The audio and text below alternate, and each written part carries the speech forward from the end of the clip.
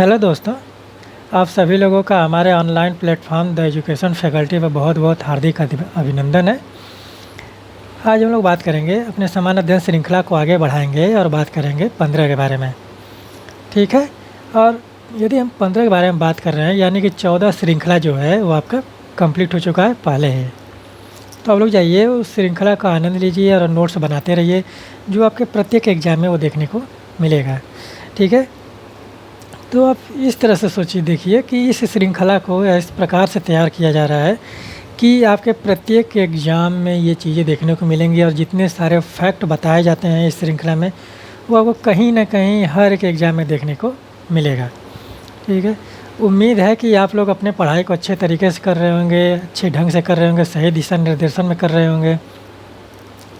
और हम लोगों की ईश्वर से प्रार्थना यही रहेगी कि आप लोग अपने जीवन में जल्द से जल्द सफल हो और अपने माता पिता और अपने जगह का नाम रोशन करें। तो चलिए हम लोग बात करते हैं समान अध्ययन श्रृंखला भाग 15 के बारे में। ठीक है। आपका पहला प्रश्न है कि भारत में पृथक निर्वाचक मंडल का संबंध किस अधिनियम से है। ठीक है। कौन से मंडल? पृथक निर्वाचक मंडल का संबंध किससे है? ठीक है। अगर हम पृथक निर्वाचक के बारे में बात करें, पृथक निर्वाचक मंडल कब आया था? ये आया था आपका मार्ले मिंटो सुधार अधिनियम में। ठीक है। मार्ले मिंटो सुधार अधिनियम, सुधार अधिनियम। ठीक है। हम चारों अधिनियमों के अंदर नहीं जाएंगे क्योंकि अधिनियमों से संबंधित प्रत्येक अधिनियम को विस्तार पूर्वक बताया गया है। आप लोग जाइए इंडियन कॉन्स्टिट्यूशन, भारत के संविधान के प्लेलिस्ट में जाकर वहाँ पर आप लोग देखिए और अपने जो चीज़ें हैं उसमें आपको हर एक चीज़ उसमें मिलेगा। ठीक है। तो पृथक निर्वाचक मंडल की अगर हम बात करें तो मार्ले मिंटो सुधार अधिनियम 1909 में किया गया था। ठीक है। समझ रहे हैं? यानी कि 1909 का ऑप्शन ये आप लोगों का सही होगा। 1909 के अधिनियम में पृथक निर्वाचन की बात कही गई थी।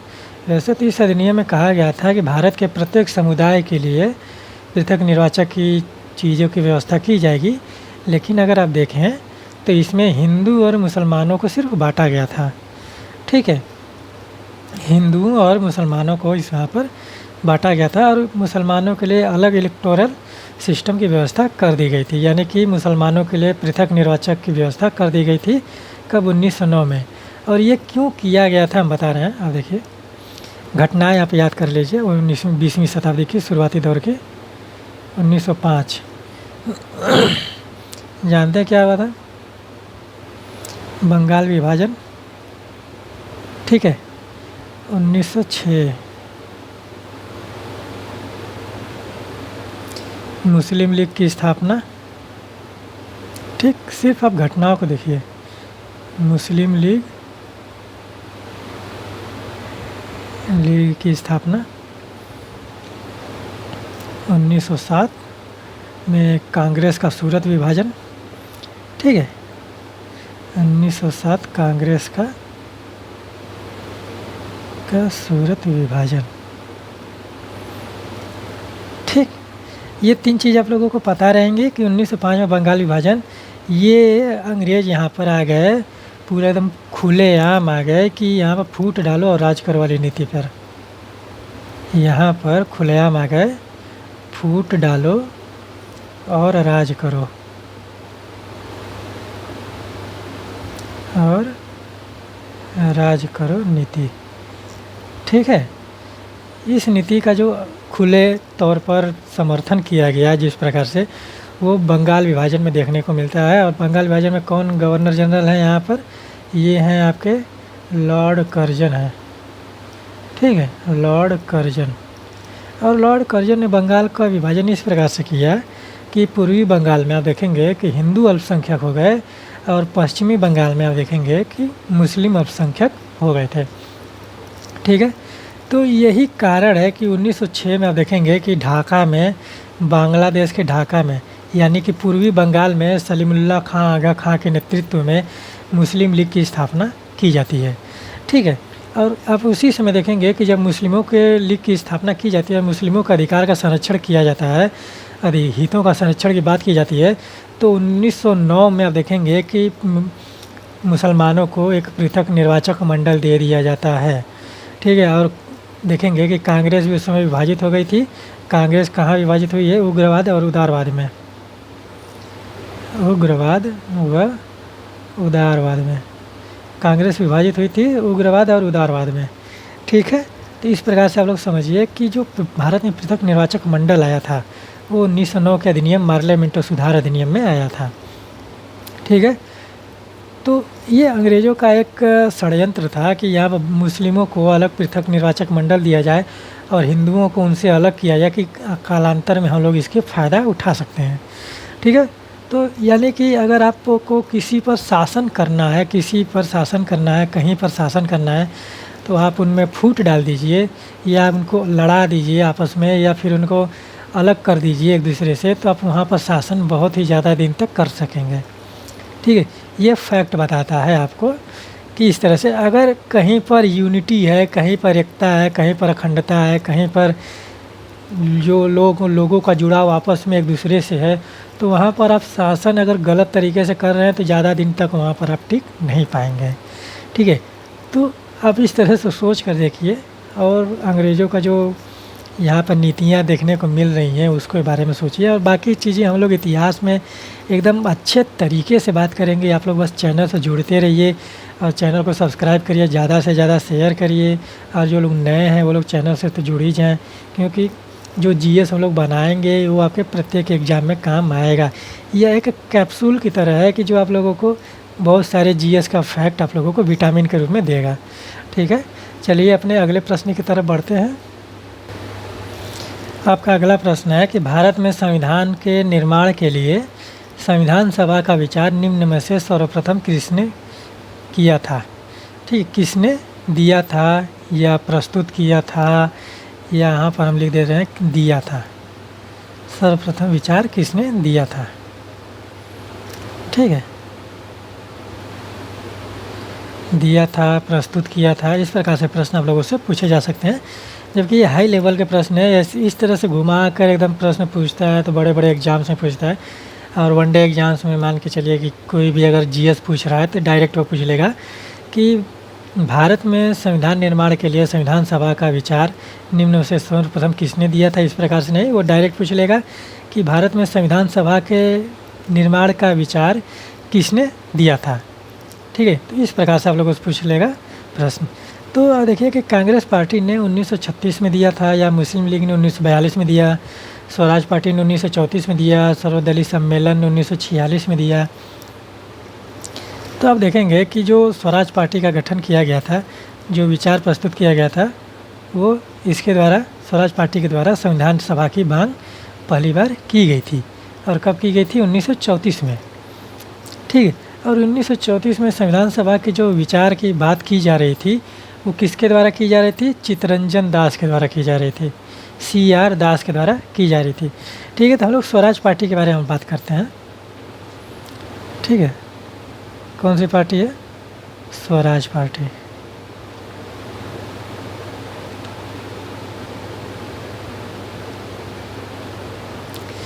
स्वराज पार्टी की स्थापना हुई थी, और देखेंगे कि 1 जनवरी, ठीक है,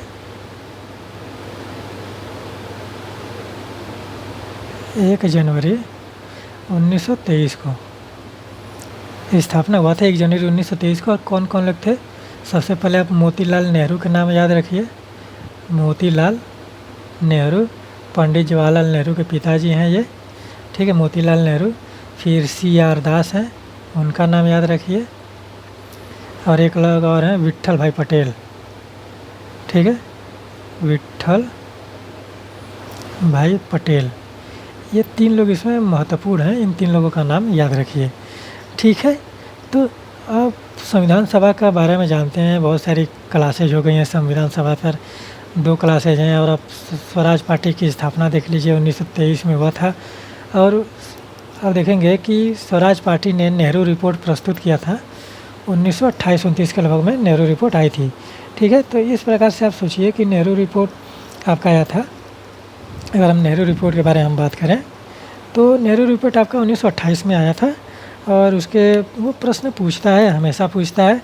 और यही स्वराज पार्टी के मोतीलाल नेहरू हैं, इन्होंने ही नेहरू रिपोर्ट प्रस्तुत किया था। कहाँ पर किया था? वो आपका कांग्रेस अधिवेशन था वहाँ पे किया था। ठीक है, नेहरू रिपोर्ट का जो कांग्रेस अधिवेशन है उसके बारे में आप लोग कमेंट करिए कि लाहौर अधिवेशन है कि कराची अधिवेशन है। ठीक है, तो हम नेहरू रिपोर्ट की बात करें। नेहरू रिपोर्ट आई थी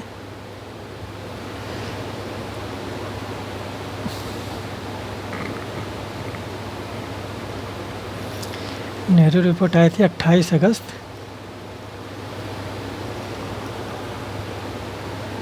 ये आप लोग नोट डाउन कर लीजिए, 28 अगस्त 1928। ठीक, नेहरू रिपोर्ट आई थी 28 अगस्त 1928 में। और इसमें आप देखेंगे कि नेहरू रिपोर्ट ने भारत के लिए डोमिनियन स्टेटस की मांग किया था। और इसमें भी आप देखेंगे कि इसकी जो झलक देखने को मिल रही है 28 अगस्त 1928 की नेहरू रिपोर्ट की, ये आपकी झलक देखने को मिलेगी जब उद्देश्य प्रस्ताव 13 दिसंबर 1946 को पंडित जवाहरलाल नेहरू पेश करेंगे संविधान सभा में, उसके में भी इसकी झलक देखने को मिलती है। ठीक है, तो आप लोग यहाँ पर समझे कि संविधान सभा की मांग किसने किया था और कब किया था, और स्वराज पार्टी की स्थापना कब हुई थी, कौन कौन थे, और नेहरू रिपोर्ट कब आई थी। और एक बात यहाँ पर ध्यान देने योग्य है कि जो संविधान सभा के गठन की बात की जा रही थी वो वयस्क मताधिकार के चुनाव के आधार पर की जा रही थी। ठीक है, इस बात का ध्यान दीजिएगा कि वयस्क मताधिकार के चुनाव पर बात की जा रही थी भारतीयों के लिए संविधान सभा की। ठीक, 1934 की बात है ये। ठीक है, कौन विचार प्रस्तुत कर रहे थे? वो थे CR दास। कौन थे? यही थे CR दास, चित्तरंजन दास। ठीक है, इन्हीं का नाम है चित्तरंजन दास। ठीक, और CR फार्मूला कौन लगाया था? चक्रवर्ती राजगोपालाचारी ने शायद CR फार्मूला लगाया था, उन्हीं ने लगाया था। ठीक है, तो यहाँ पर आप लोगों को बहुत सारी जानकारियाँ मिलती हैं, नई नई चीज़ें देखने को मिलते हैं, और आप लोग इसको नोट डाउन करते चलिए जिससे आप लोगों की पढ़ाई जो है एकदम अच्छे ढंग से हो जाएगी। ठीक है, चलिए आगे बढ़ते हैं। आपका अगला प्रश्न है कि भारतीय संविधान सभा के प्रारूप समिति के अध्यक्ष कौन थे? संविधान सभा के प्रारूप समिति के अध्यक्ष। यह प्रश्न ऐसा है कि आप देखेंगे कि यह प्रश्न जो है SSC से लेकर IAS तक के एग्ज़ाम में पूछा गया है।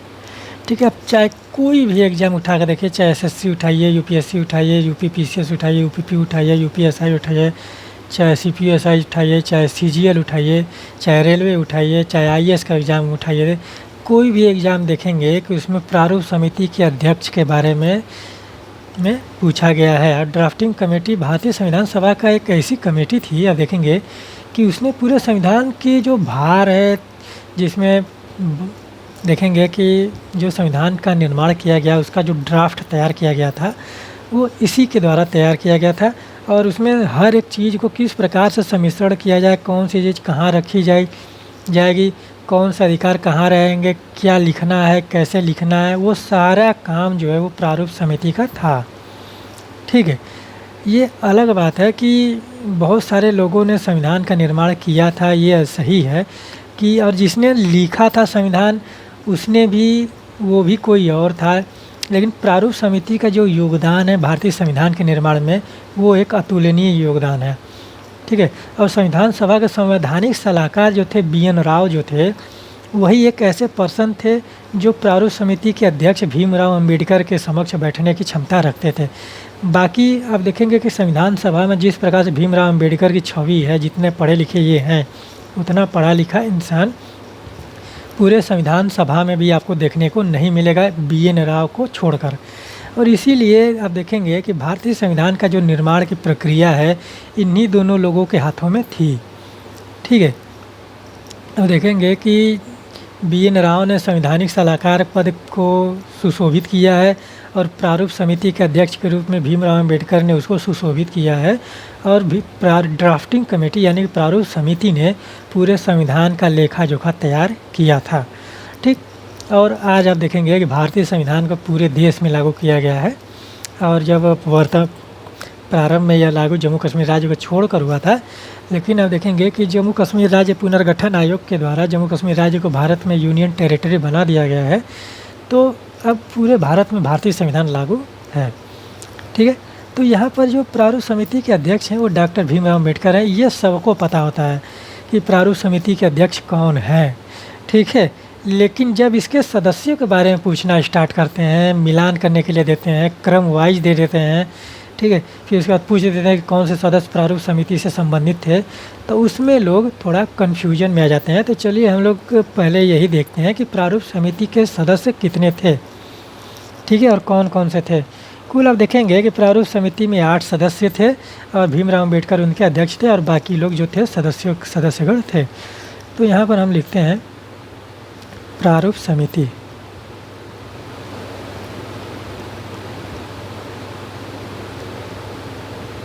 प्रारूप समिति प्रारूप समिति का गठन हुआ था 29 अगस्त 1947 को। 29 अगस्त 1947 को। ठीक, ये है आपका प्रारूप समिति के गठन की चीज़ें। ठीक, 29 अगस्त 1947 को हुआ था। और चलिए इनके सदस्यों के बारे में हम लोग बात करते हैं। सदस्य 8 सदस्य थे इसमें। ठीक है, भीमराव अम्बेडकर को लेकर शायद 8-10 सदस्य थे। आप लोग नोट डाउन करते लीजिए और देखिए कि कितने सदस्य हैं।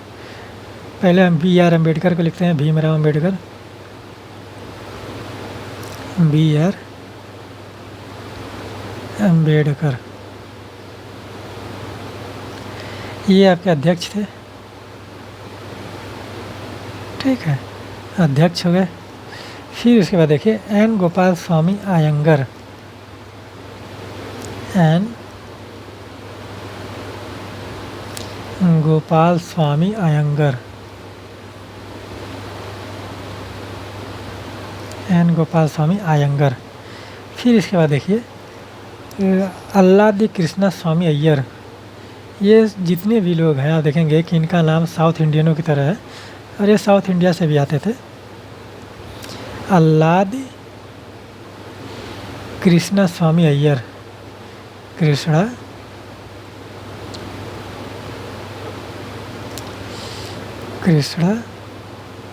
स्वामी अय्यर, अल्लादी कृष्णा स्वामी अय्यर।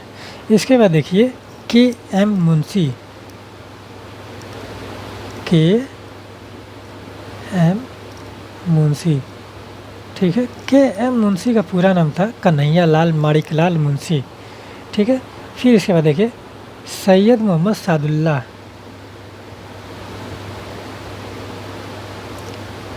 सैयद मोहम्मद सादुल्लाह।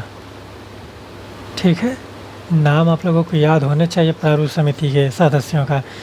ये पूछता है 4 ऑप्शन, 4 दे देगा ऑप्शन, यहीं पर इसी में पूछ लेगा कि प्रारूप समिति के सदस्य कौन थे, अम्बेडकर की जगह किसी और का नाम देकर। ठीक है, तो सादुल्लाह। फिर इसके बाद देखिए N. माधव राव, N. माधव राव। ठीक है, N. माधव राव को आप देखेंगे कि इनको BL मित्र की जगह पर लाया गया था। BL मित्र, पहले BL मित्र थे और इनकी जगह पर N. माधव राव को लाया गया था। BL मित्र की जगह पर लाया गया था। BL मित्र की जगह पर या स्थान पर लिख लीजिए, जगह पर लाया गया या नियुक्त किया गया। ठीक है, लाया गया। फिर इसके बाद देखिए DP खेतान। ठीक है, इस तरह से हम लिख रहे हैं। ठीक है, DP खेतान ने TT कृष्णामाचारी लिखिए आप। ठीक है, TT हम बता रहे हैं, एक इसमें इंटरेस्टिंग फैक्ट है, 2 लोगों को चेंज किया गया था इसमें। TT कृष्णामाचारी। ठीक है, इनको क्या किया गया था, इनको लाया गया था DP खेतान की जगह पर। DP खेतान की मृत्यु हो गई थी। कब हो गई थी? 19 अब देखेंगे कि 48 में डीपी खेतान की मृत्यु 1948 में हुई। ठीक है, तो इन्हीं की जगह पर टीटी कृष्णामाचारी को लाया गया था। ठीक है, इस तरह के प्रश्न पूछे जा सकते हैं और आप लोग देखेंगे कि पूछे जाएंगे, आने वाले समय में प्रश्न पूछे जाएंगे इस तरह से कि एन माधवराव की नियुक्ति प्रारूप समिति में किसके स्थान पर हुआ था, टीटी कृष्णामाचारी की नियुक्ति प्रारूप समिति में किसके स्थान पर हुआ था। इस प्रकार से प्रश्न आप लोगों से पूछे जाएंगे, इसको ध्यान दीजिए। ठीक है, फिर इसके बाद आप देखिए डीपी खेतान, फिर उसके बाद टीटी कृष्णामाचारी कितने हो गए, एक सदस्य ये हो गए, 2 हो गए, 3 हो गए, 4 हो गए, 5 हो गए, 6 हो गए और ये 7 सदस्य हो गए।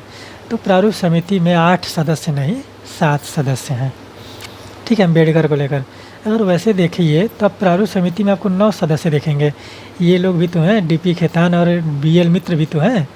ठीक है, लेकिन मानते हम लोग 7 ही हैं क्योंकि 2 लोग हट गए थे, तो उन लोगों के एक लोग की मृत्यु हो गई थी प्रारूप समिति के सदस्यों में, और आप ये देखेंगे कि एक लोगों की जगह पर एन माधवराव को लिया गया था। ठीक है, तो इस तरह से आप लोगों को चीज़ें याद रहेंगी। कुल 7 सदस्य हैं और एक खाका के रूप में देखा जाए, सिनेरियो के रूप में, तो प्रारूप समिति में कुल 9 सदस्य आप लोगों को देखने को मिलेंगे, जिसमें 2 लोग को रिप्लेस किया गया था।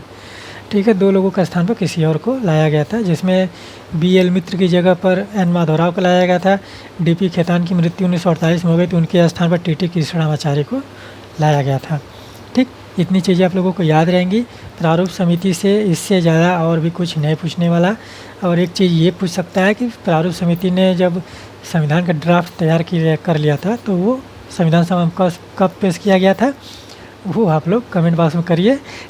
बहुत ही फेमस डेट है और उसी दिन में आप देखेंगे कि विधि दिवस के रूप में भी मनाया जाता है भारत में। ठीक है, अगर आप लोगों को इतना पता रहेगा तो प्रारूप समिति से एक भी प्रश्न इधर उधर नहीं जाने वाला। ठीक, चलिए हम लोग आगे बढ़ते हैं। आपका अगला प्रश्न है कि भारतीय संविधान में विधि का शासन, ठीक है, क्या पूछ रहा है, विधि का शासन निम्नलिखित में से किस संविधान से, इसमें लिखना चाहिए किस देश के संविधान से लिया गया था। ठीक है, तो यहाँ पर हम लिख दे रहे हैं देश। ठीक है, लिखने में थोड़ा सा हो ही जाता है इस तरह से। तो भारतीय संविधान में विधि का शासन निम्नलिखित में से किस देश के संविधान से लिया गया है। ठीक है, विधि का शासन, सबसे पहली बात विधि का शासन आप लोग इस तरह से समझ लीजिए कि ये पूछ रहा है कि विधि द्वारा स्थापित प्रक्रिया जो बात कही गई है अनुच्छेद 21 में, ठीक है, उसका विचार जो है वो तो जापान के संविधान से लिया गया है, विधि द्वारा स्थापित प्रक्रिया। ठीक है, तो विधि द्वारा स्थापित प्रक्रिया को अगर इंग्लिश में बोलें तो क्या बोला जाएगा, प्रोसीजर इस्टेब्लिश बाई लॉ। ठीक है, तो वही होता है आपका विधि द्वारा स्थापित प्रक्रिया, जो अनुच्छेद 21 में सीधे तौर पर लिखा गया है कि अनुच्छेद 21 के जितने भी अधिकार हैं वो किसी भी व्यक्ति से तभी छीना जा सकता है जब वह विधि द्वारा स्थापित प्रक्रिया के आधार पर बनाई गई हो। ठीक है, तो इस तरह से हमने आप लोगों को घुमा कर बता दिया, तो आप लोग थोड़ा सा कंफ्यूज हो जाएंगे, तो हम सीधे इस तरह से बोल दे रहे हैं कि अनुच्छेद 21 में कहा गया है कि भारत के प्रत्येक नागरिक को उसके अधिकारों से वंचित तभी किया जाएगा जब वह विधि द्वारा स्थापित प्रक्रिया पर आधारित हो। ठीक है, यानी कि विधि द्वारा स्थापित प्रक्रिया के आधार पर ही अनुच्छेद 21 के अधिकारों को छीना जा सकता है। ठीक है, तो वही पूछ रहा है, तो वो तो आपका जापान के संविधान से है, लेकिन वो पूछ रहा है कि जो उसमें प्रोसीजर है, ठीक है, जो उसके तहत कानून बनाया जाएगा, विधि का शासन जो किया जाएगा उसमें, वो कहाँ से लिया गया है। ठीक है, विधि के शासन में आप देखेंगे कहीं ना कहीं विधि द्वारा स्थापित प्रक्रिया का उल्लेख मिलेगा। ठीक है, यहाँ पर ड्यू प्रोसेस ऑफ लॉ की बात नहीं की जा रही है, यथोचित विधि प्रक्रिया की बात नहीं की जा रही है, यहाँ पर विधि द्वारा स्थापित प्रक्रिया की बात की जा रही है, विधि का शासन। ठीक है, तो वही पूछा जा रहा है कि विधि का शासन निम्नलिखित में से किस देश के संविधान से लिया गया है। ठीक, अगर हम आयरलैंड की बात करें, आयरलैंड से तो आप लोग जानते ही हैं कि ये है आपके राज्य के नीति के निदेशक तत्व हैं, राज्य के नीति के निदेशक तत्व, नीति के निदेशक तत्व। ठीक, समझ रहे हैं, राज्य की नीति के अनुसार। इंग्लैंड को आप ब्रिटेन कहिए या ग्रेट ब्रिटेन कहिए, चाहे यूनाइटेड किंगडम कहिए, बात एक ही होता है, क्योंकि ब्रिटेन में 2-4 देश मिल जाते हैं। उत्तरी आयरलैंड मिल जाता है, न्यू साउथ वेल्स मिल जाता है, फिर स्कॉटलैंड मिल जाता है, फिर इंग्लैंड मिल जाता है, तो सारे मिलाकर ग्रेट ब्रिटेन बनाते हैं। ठीक है, तो आप इंग्लैंड को ग्रेट ब्रिटेन कहिए, चाहे यूनाइटेड किंगडम चाहिए, चाहे ब्रिटेन कहिए, थोड़ा सा सम्मिलित वो मिश्रण ही है। ठीक है, तो इंग्लैंड के संविधान में ही आप देखेंगे कि यहीं से विधि का शासन लिया गया है। ठीक है, हम लिख दे रहे हैं यहाँ पे, आप लोग लिख लीजिए। हम इंग्लैंड ही लिखेंगे क्योंकि प्रश्न में इंग्लैंड दिया है, तो इंग्लैंड ही लिखते हैं। इंग्लैंड के संविधान से विधि का शासन, और यहाँ से तो बहुत सारी चीज़ें ली गई हैं।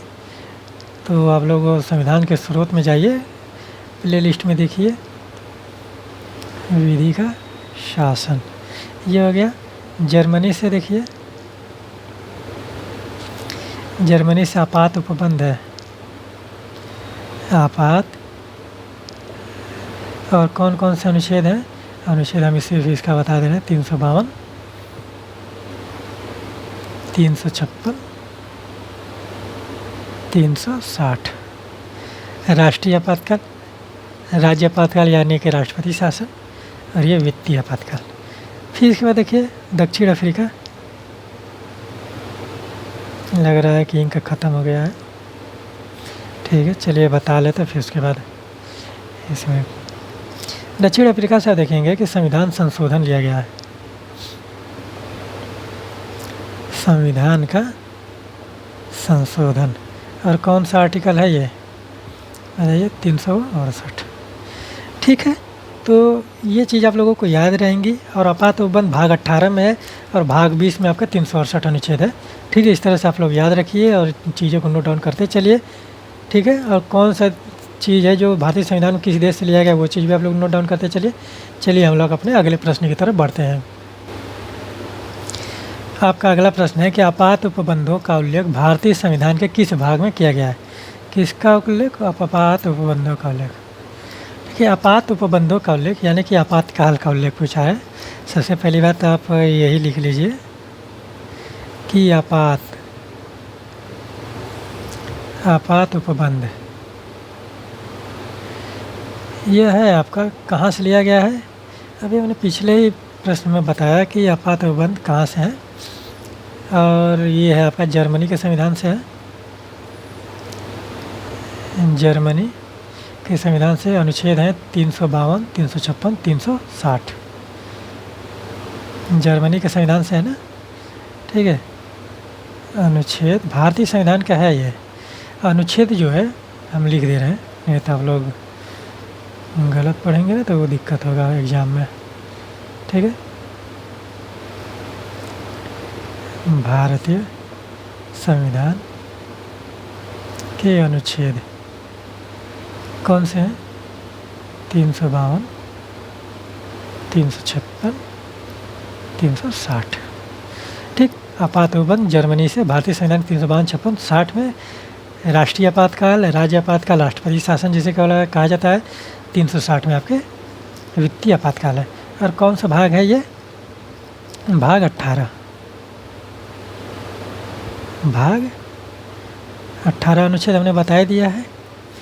तो आप अगर अनुच्छेद यहाँ पर अगर आप लिखने चाहें तो आप इसको इस तरह से लिख सकते हैं, 352 से 360। ये आपका भाग 18 में अनुच्छेद है इतना। और जो आपातकाल है वो 352 में है, फिर 356 में है, 360 में है। ठीक है, बाकी जो 52 से 60 के अनुच्छेद हैं वो उससे संबंधित है। तो फिर ये भाग 18 हो गया। अब हम बात करें भाग 15 के बारे में। भाग 15 में क्या दिया गया है? भाग 15 में आप देखेंगे कि निर्वाचन है। ठीक है, भाग 15 में क्या है? निर्वाचन। निर्वाचन के बारे में हम लोग बात किए ही हैं। और कौन सा अनुच्छेद है? 324 से 329 अनुच्छेद है, 324 से 329। फिर अगर भाग 16 की हम बात करें, आप लोग भारतीय संविधान के भाग और अनुच्छेद से हर एक एग्ज़ाम में वो एक प्रश्न पूछ ही लेते हैं कि कौन से भाग में कौन सा विषय दिया गया है, कौन सा है। ठीक है, अनुच्छेद कौन कौन से आते हैं। भाग 16 में देखिए, भाग 16 में है कुछ वर्गों के संबंध में विशेष उपबंध। ठीक है, कुछ वर्गों के, SC/ST का मामला तो इसमें है ही, बाकी और भी लोगों का, अल्पसंख्यकों का भी मामला इसमें आता है। ठीक है, कुछ वर्गों के संबंध में विशेष उपबंध, विशेष उपबंध। ठीक है, ये चीज़ें आप लोगों को याद रहेंगी। और कौन सा आर्टिकल है ये? अनुच्छेद है आपका 330 से 342, यहीं पे लिख दे रहे हैं। अनुच्छेद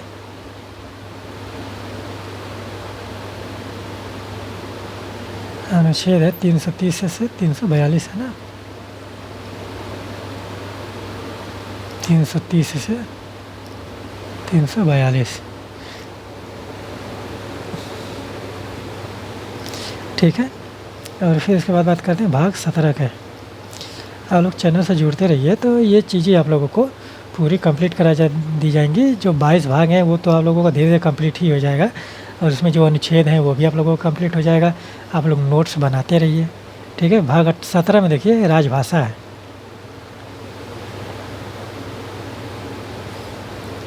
राजभाषा, राजभाषा का जो उल्लेख किया गया है 343 से, अनुच्छेद 343 से,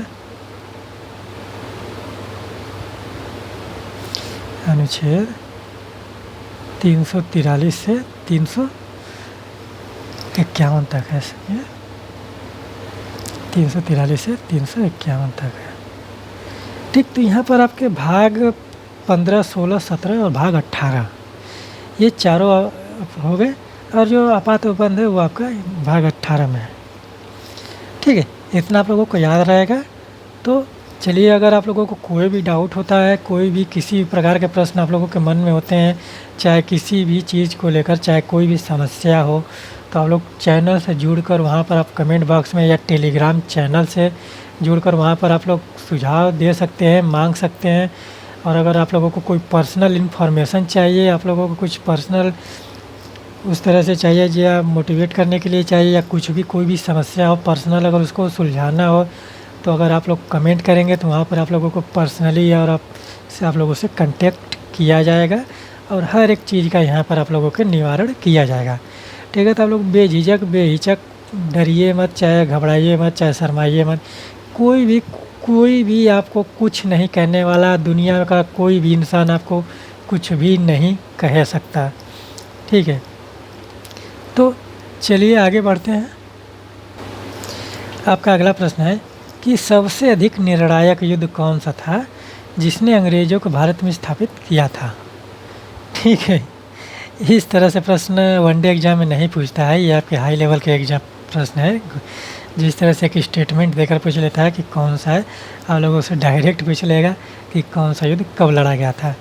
ठीक है, तो सबसे अधिक निर्णायक युद्ध कौन सा था जिसने अंग्रेज़ों को भारत में स्थापित किया था? ठीक है, बक्सर का युद्ध, प्लासी का युद्ध, वांडीवास का युद्ध, पानीपत का तृतीय युद्ध।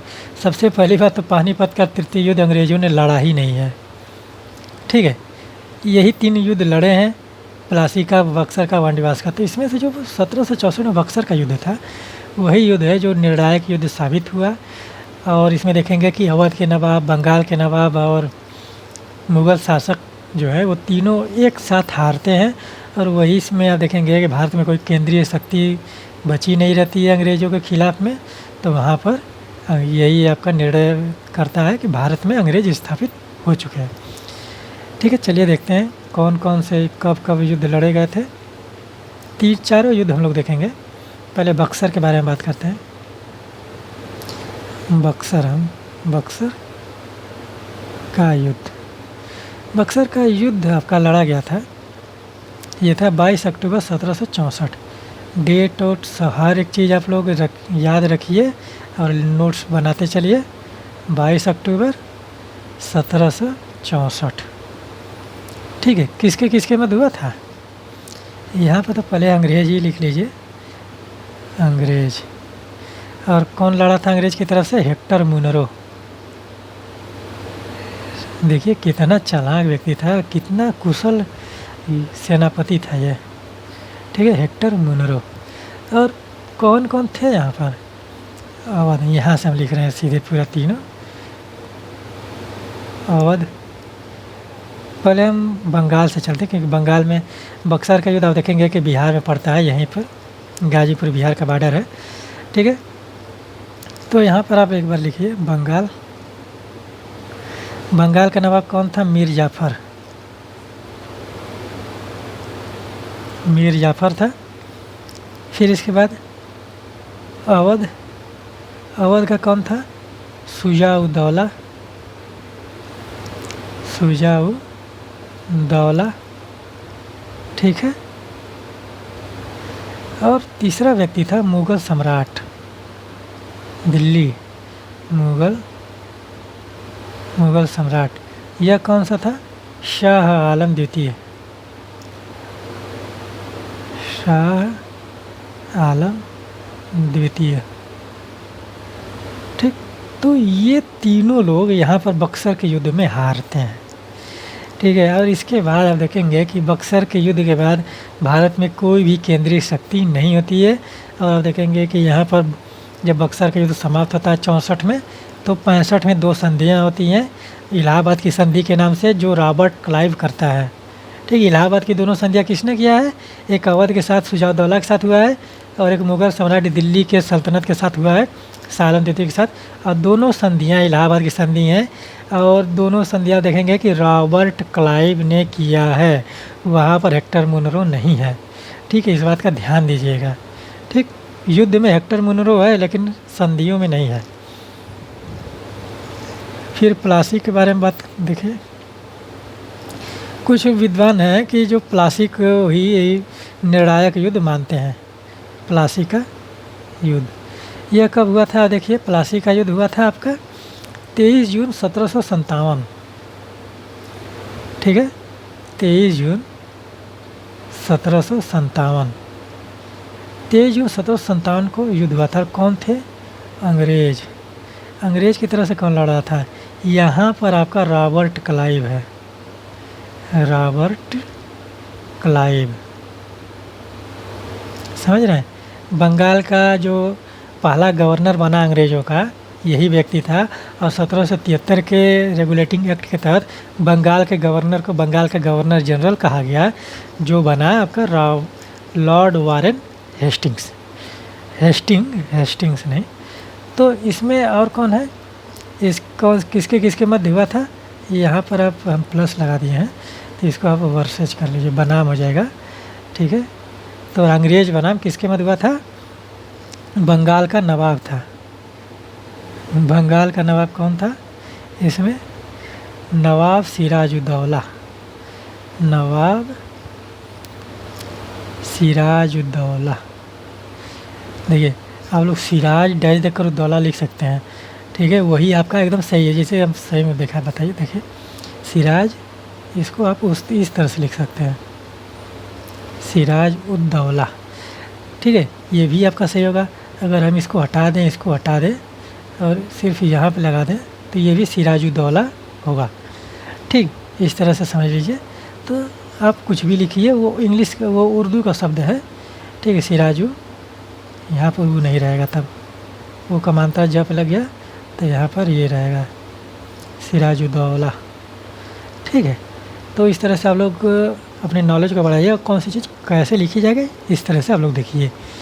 ठीक है, तो प्लासी का युद्ध को कुछ लोग षड्यंत्र मानते हैं कि ब्लैक होल की घटना जो हुई थी 1945-46 के लगभग में, उसमें बंगाल का नवाब जो था, नवाब सिराज-उद-दौला, ठीक है, इसकी कोई और था। ठीक है, तो इस तरह से आप देखेंगे कि उस जो ब्लैक होल की घटना का जो बदला लेने के लिए उन्होंने अंग्रेज़ों ने प्लासी का युद्ध लड़ा था, ऐसा विद्वानों का मानना है। और यही युद्ध कहते हैं कि इसीलिए यह युद्ध जो है भारत में निर्णायक सिद्ध हुआ था अंग्रेज़ों के लिए। ठीक है, तो बक्सर का युद्ध हो गया आपका यहाँ पर, और यहाँ पर प्लासी का युद्ध हो गया, किसके किसके मध्य हुआ था। बाकी 2 युद्ध बचे हैं, चलिए उनको भी जल्दी से देखकर आगे बढ़ते हैं, और जितना जल्दी हम लोग करेंगे उतना ही हम लोगों के लिए अच्छा रहेगा। ठीक है, वांडीवास,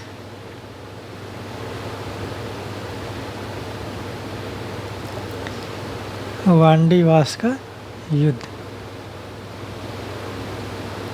ठीक है, वांडीवास का युद्ध लड़ा गया था आपका 22 जनवरी 1760 को। 22 जनवरी 1760। और कौन थे यहाँ पर? आप देखेंगे कि अंग्रेज़ हैं 1760 में, अंग्रेज़। और अंग्रेज़ की तरफ से कौन लड़ रहा था? सर आयर कूट। सर आयर कूट। और आयर कूट ने ऐसा कूटा अंग्रेज़ों फ्रांसीसियों को, ऐसा कूटा कि वो दोबारा दिखे नहीं भारत में। ठीक है, आयर कूट ने। यहाँ पर दूसरा कौन प्रतिद्वंदी? फ्रांसीसी है। ठीक है, फ्रांसीसी हैं ये। आप देखेंगे कि जो उत्तराधिकार का युद्ध लड़े जा रहे थे, सप्तवर्षीय युद्ध, उसी का परिणाम देखने को मिल रहा था। ठीक है, सर आयरकुट ने अंग्रेज़ों को, फ्रांसीसियों को ऐसा कूटा कि वो दोबारा भारत में दिखे नहीं। ठीक है, और काउंट था, काउंट लाली था यहाँ पर। वैसे तो इसका नाम काउंटे डी लाली है। ठीक है, इसका नाम काउंटे डी लाली। हम इसको पूरा उस तरह से लिख दे रहे हैं जो जिस तरह से इसका नाम है। ठीक है, काउंटे डी लाली नाम है, या डे लाली में लिखिए, काउंटे डी लाली।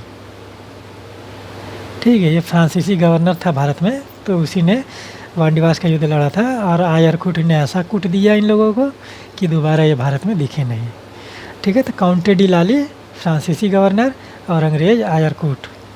ठीक है, बनाम इस तरह से। फिर उसके बाद आता है पानीपत का तृतीय युद्ध। पानीपत का तृतीय सबसे फेमस युद्धों में से पानीपत का युद्ध है, और ये लड़ा गया था 14 जनवरी 1761 को। ठीक है, 14 जनवरी 1761 को। और कौन कौन थे यहाँ पर? आप देखिए, मराठा हैं। ठीक है, मराठा में कौन है? सदाशिवराव भाऊ। सदाशिवराव भाऊ, सदाशिवराव भाऊ हैं। और अफ़गान है। ठीक है, इसीलिए हम कह रहे थे कि अंग्रेज़ों ने तो पानीपत का तृतीय युद्ध लड़ा ही नहीं है वर्षे। अफ़गानिस्तान वाले थे, और अफ़गानिस्तान वाले तो शुरू से ही मार काट में बिलीव करते हैं, और वर्तमान समय में भी देखेंगे कि अफ़गानिस्तान का यही हाल है। वहाँ पर ये मार काट वाली जो चीज़ें हैं, मार काट, फिर उसके बाद दंगा फसाद, वहाँ का खेल होता था इस तरह से अफ़गानिस्तान में। ठीक है, तो अफ़गान शासक हैं यहाँ पर अहमद शाह अब्दाली। अहमद शाह अब्दाली। ठीक है, तो यहाँ पर आपके चारों युद्ध आप लोगों को कन्फर्म हुए। आप परेशान मत होइए कि सिर्फ 4 ही युद्ध बताए गए हैं। आपको हर एक युद्ध के बारे में जानकारी मिलेगी। हम जब आप लोगों के लिए कोर्स चलाया जाएगा, आप लोगों को जब सब्जेक्ट पढ़ाया जाएगा अच्छे से, तो वहाँ पर हम लोग हर एक के इतिहास के हर एक चीज़ को देखा जाएगा। यहाँ पर सिर्फ प्रश्न उत्तर में हम आपको बता रहे हैं कि कौन सा युद्ध कब लड़ा गया था, और इसी क्वेश्चन आंसर में, प्रश्न उत्तर में आप लोगों के सारे युद्ध कंप्लीट हो जाएंगे। ठीक है, तो यहाँ पर आपके बक्सर का युद्ध, प्लासी का युद्ध, वांडीवास का युद्ध, पानीपत का तृतीय युद्ध, और पानीपत के जो 2 युद्ध बचे हैं, ठीक है, वो कब कब हुए थे, वो लोग आप लोग कमेंट बॉक्स में कमेंट कर दीजिए। ठीक है, आप लोग भी कुछ बताते रहिए हम लोगों को, तो ज़्यादा अच्छा रहेगा। ठीक है, तो यहाँ पर आप लोगों का ये प्रश्न कंप्लीट होता है। चलते हैं आगे, बढ़िए। आपका अगला प्रश्न है कि निम्न में से किसने भारत में अंग्रेज़ों का सर्वाधिक विरोध किया था? ठीक है, अंग्रेज़ों का सर्वाधिक विरोध किसने किया था? मराठा, मुग़ल, राजपूत, सिख। ठीक है, मुग़ल तो छोड़ ही दीजिए, मुग़ल उत्तरकालीन मुग़ल सम्राट हैं, तो वो लोग नाम मात्र के 1764 में हार जाते हैं, कहानी ख़त्म हो जाती है उन लोगों की। ठीक है, और 1707 में ही आप देखेंगे कि औरंगज़ेब की मृत्यु होती है, और 1764 में पूरा मुग़ल साम्राज्य ही ख़त्म हो जाता है। ठीक है, यानी कि 57 साल में पूरा मुग़ल साम्राज्य ख़त्म। ठीक है, ये बात सोच के देखिए, 1707 में अंग्रेजों औरंगज़ेब की मृत्यु, और 1764 में बक्सर किले में मुग़ल सम्राट ख़त्म। 1526 में स्थापना हुआ था मुग़ल साम्राज्य का। ठीक है, 1526 में बाबर ने किया था इब्राहिम लोदी को परास्त करके पानीपत के प्रथम युद्ध में। और 1526 से 1707, यानी कि 200 साल का जो इतिहास है, ठीक है, 233 साल मान के चलिए, 230 साल मान लीजिए, 2 ही साल 100 मान लीजिए, 200 साल का इतिहास को अंग्रेज़ों ने 57 साल में ख़त्म कर दिया। देख रहे हैं कितने चालाक थे ये सब, ठीक है। तो यहाँ पर आप देखिए कि राजपूतों से तो ये लोग, आप मराठा में आप देखेंगे कि जो भी मराठा साम्राज्य है वहाँ पर वही राजपूत होते थे। तो उन्होंने इनका जो लड़ते थे, जो मान के चलिए कि राजे रजवाड़े हैं भारत में, वही राजपूत मान लीजिए उस तरह से। तो उन लोगों से अच्छे संबंध इन लोगों के थे, ठीक है। सिखों से 2 ही युद्ध लड़े हैं, दोनों में सिख काम ख़त्म हो जाता है। मराठे ही हैं जो मराठों से 3 युद्ध लड़े, प्रथम आंग्ल मराठा युद्ध, द्वितीय आंग्ल मराठा युद्ध, तृतीय आंग्ल मराठा युद्ध, और तीनों युद्धों में 4-4 संधियाँ की हैं अंग्रेज़ों ने मराठों से, ठीक है। सोचिए, तो चलिए हम लोग मराठे ही हैं जो अंग्रेज़ों का सर्वाधिक विरोध किया था, ठीक है। और मराठे ही देखेंगे कि मुग़लों के भी नाक में दम किए हुए हैं। महाराणा प्रताप, छत्रपति शिवाजी, ये लोग मराठे ही तो हैं, राजपूत शासक हैं, ठीक है। और राजपूत में सिर्फ यही नहीं आते थे, इसलिए यहाँ पर राजपूत ऑप्शन जो होगा वो गलत होगा, मराठे ज़्यादा सूटेबल लगता है। तो चलिए हम लोग बात करते हैं मराठा युद्धों के बारे में। 3 मराठा युद्ध है, और देखेंगे कि 3 मराठा युद्धों में 4-4 संधियाँ हैं, ठीक है। तो हम पहले बात करते हैं प्रथम मराठा युद्ध। प्रथम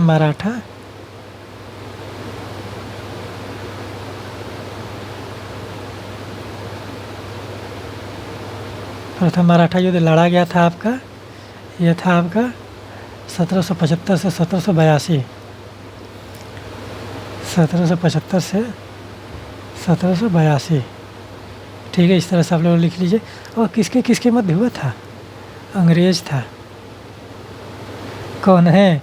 75-77 में आपका लॉर्ड वारेन हेस्टिंग बना था गवर्नर जनरल, तो वही था वारेन हेस्टिंग, ठीक। अंग्रेज वारेन हेस्टिंग, ठीक है। और किसके किसके विरुद्ध हुआ था? मराठा। और 4 संधियाँ की गई हैं मराठा में, 4 लोगों से 4 संधियाँ की गई हैं, ठीक है। और देखिए संधियों के बारे में देखिए, पहली संधि है, यहाँ पर हम लिख दे रहे हैं संधि, हेडिंग के तौर पे आप लोग 4 संधियाँ लिख लीजिए। चारों संधि के बारे में पूछता है कि कौन सी संधि किस मराठा युद्ध से संबंधित हैं, ये पूछता है प्रश्न आप लोगों से, ठीक है। तो प्रथम आंग्ल मराठा युद्ध में कौन कौन सी संधि हुई थी? सूरत की संधि पहली, सूरत आप लोगों का गुजरात में पड़ता है, वर्तमान समय में पड़ता है गुजरात, सूरत की संधि, ठीक है। ये कब हुई थी? 1775 में। किसके किसके मध्य हुई थी? रघुनाथ राव, यही आपके मराठा हैं, रघुनाथ राव,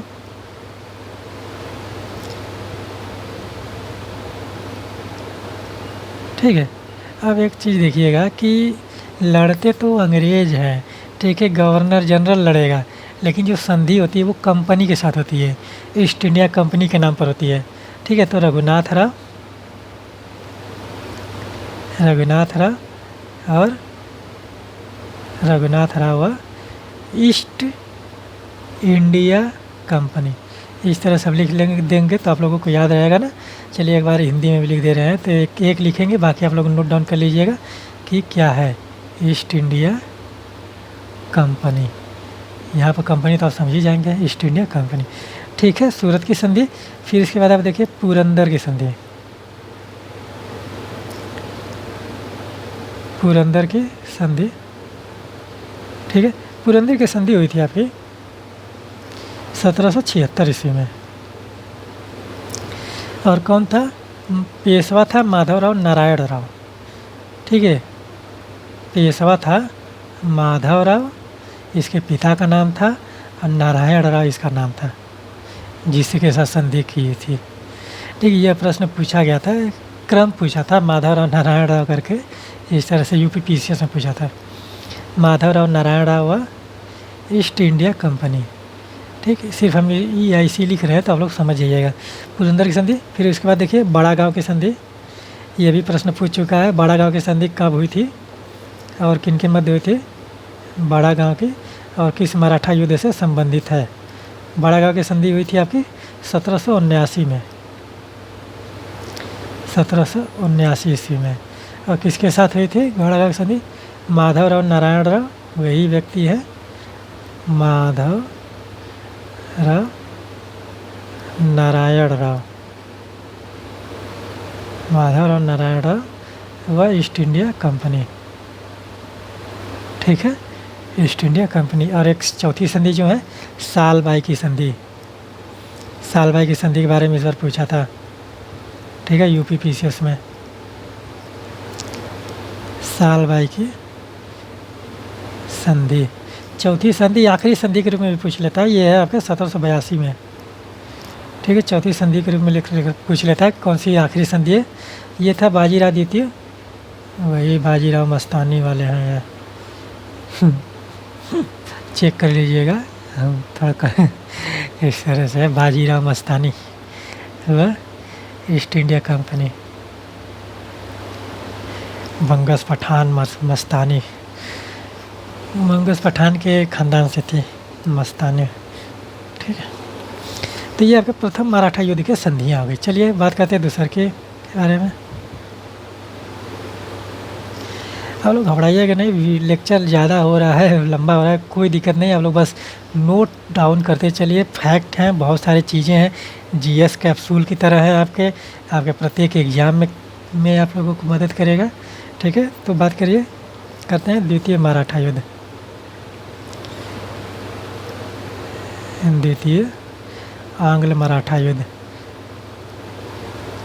आंग्ल मराठा, पहले वाले में इस तरह से आंग्ल मराठा युद्ध लिख लीजिएगा, आंग्ल जोड़ लीजिएगा उसमें।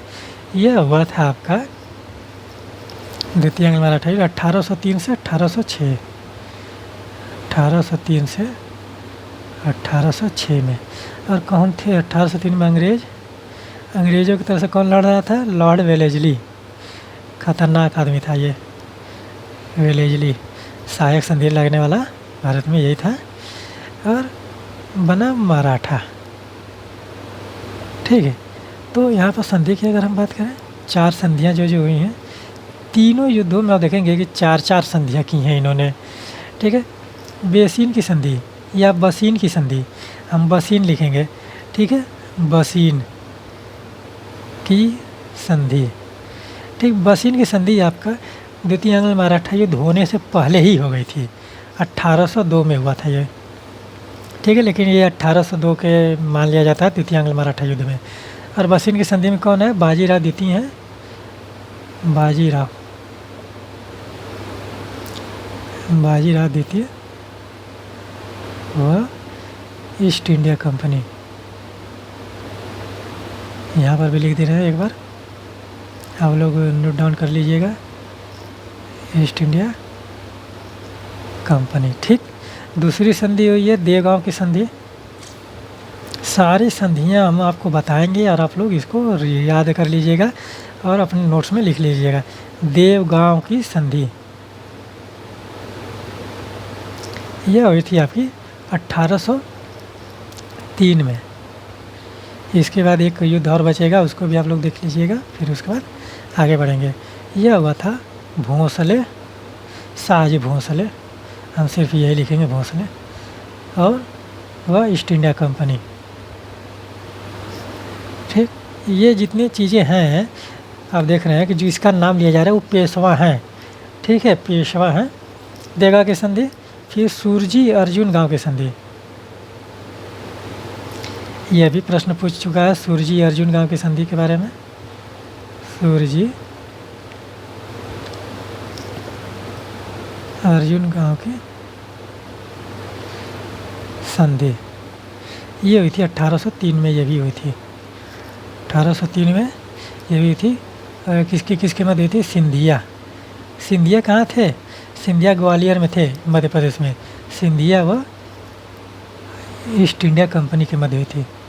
ठीक, इन्होंने सबसे संधियाँ कर चुके थे और किसी को भी ये लोग दबाने की कोशिश नहीं कर रहे थे शुरुआत में। दबाएंगे कब? जब देखेंगे बाद में। ठीक है, सुरजी अर्जुन गांव की संधि, फिर राजपुर घाट की संधि, ये भी प्रश्न पूछ चुका है, राजपुर घाट की संधि। और अब देखेंगे कि अंग्रेज़ों ने जितने संधियाँ मराठों से की है वो सभी संधियों के बारे में ये पूछ लिया गया है। ठीक, 1804 में हुआ था ये राजपुर घाट की संधि। यह हुआ था होलकर व east India company, east India company. और होलकर कहाँ थे? होलकर आपके गुजरात वाले राज्य में क्षेत्र में थे। तो ये 4 संधियाँ होगी, बसीन की संधि, देवगांव की संधि, सूर्य अर्जुन गाँव, राजपुर घाट की संधि। तो ये किन किन के मध्य हुआ है, ये भी हो गया, कब हुआ है ये भी हो गया, और द्वितीय आंग्ल मराठा युद्ध से संबंधित हैं। ठीक है, तो आप लोग इस तरह से नोट बनाते रहिए कि कोई भी चीज़ कहीं से भी पूछे तो वो कहीं बाहर ना जाए मराठों से। ठीक है, और मराठों का इतिहास हम लोग पढ़ लेंगे जब हम लोग पूरा एकदम सब्जेक्ट देखा जाएगा तब। चलिए बात करते हैं तृतीय आंग्ल मराठा युद्ध के बारे में। ये आपका आखिरी युद्ध है। इसके बाद हम लोग बढ़ेंगे अपने अगले प्रश्न की तरफ।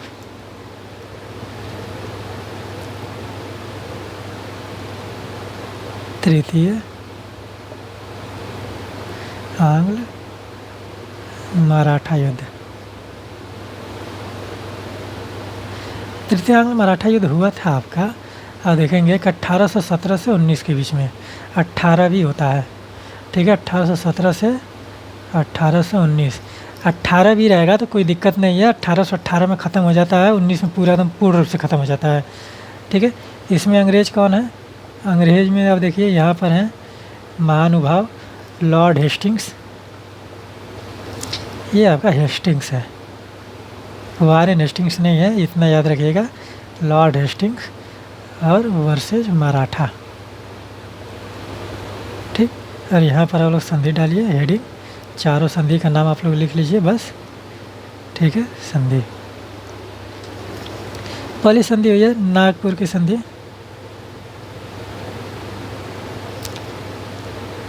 नागपुर की संधि, नागपुर कहाँ पड़ता है? महाराष्ट्र में। यह हुई थी 1816 ईस्वी में। 1816 ईस्वी में हो गया। और यह भी संध्या देखेंगे कि तृतीय आंग्ल मराठा युद्ध के पहले ही हो गई थी। ठीक है, और किसके किसके मध्य थी? अप्पा साहिब, अप्पा साहिब व ईस्ट इंडिया कंपनी,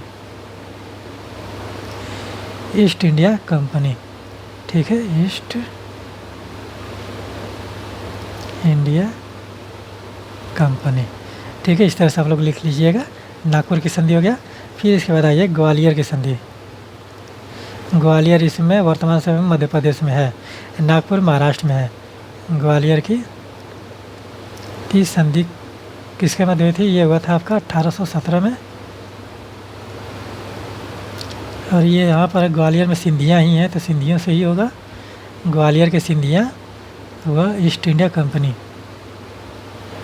ठीक, फिर इसके बाद देखिए पूना की संधि। पूना भी महाराष्ट्र में है। ठीक है, पुणे जिसको बोला जाता है, पुणे वर्तमान समय में उसमें पूना बोला जाता था। पूना की संधि, पूना की संधि हुई थी आपकी 1817 ईस्वी में। ठीक है, यह हुआ था आपका पेशवा। आप उस समय देखिएगा कि मराठों का पेशवा कौन सा है? पेशवा व ईस्ट इंडिया कंपनी। इस तरह से आप लोगों से पूछ लेगा। ठीक है, फिर इसके बाद आप देखिए आखिरी संधि इसकी मंदसौर की संधि। यह प्रश्न पूछा है यूपीपीसीएस में। ठीक है, और वनडे एग्जाम में भी कि मंदसौर की संधि कौन से मराठा युद्ध से संबंधित है और कब हुई थी? ये हुआ है आपका 1818 में। ठीक, और ये हुआ था होलकर व ईस्ट इंडिया कंपनी। यहाँ पर आपके तीनों युद्धों से संबंधित चारों जो चार संधियाँ हैं और पूरा कंप्लीट होता है। आप लोग नोट डाउन करते चलिए, नोट्स बनाते रहिए। और यहाँ पर आपका मराठों से अगर संधि उंधि पूछ रहा है तो एक भी प्रश्न इधर से उधर नहीं भटकेगा। ठीक है, तो इतनी सारी बातें आप लोगों को बताई जाती हैं तो आप लोग चैनल को सब्सक्राइब करिए, शेयर करिए, कमेंट करिए, लाइक करिए। ठीक है, और यहाँ पर टेलीग्राम चैनल से जुड़िए। तो आप लोग मदद जब आप लोग को सहयोग प्रदान करेंगे तभी हम आप लोगों के लिए मोटिवेट होकर इस तरह के लेक्चर लेकर आएंगे। हर एक चीज़ को विस्तार से समझाएंगे और बताएंगे, जिससे आप लोगों की पढ़ाई जो है सुदृढ़ता मिलेगी। चलिए अब आगे बढ़ते हैं। आपका अगला प्रश्न है कि निम्न में से किसके मंत्रिमंडल को अष्टप्रधान बोला जाता है? ठीक है, बोला जाता है अष्टप्रधान। ठीक है, 4 नाम दिया गया, अकबर, चंद्रगुप्त द्वितीय, शिवाजी, कृष्णदेवराय।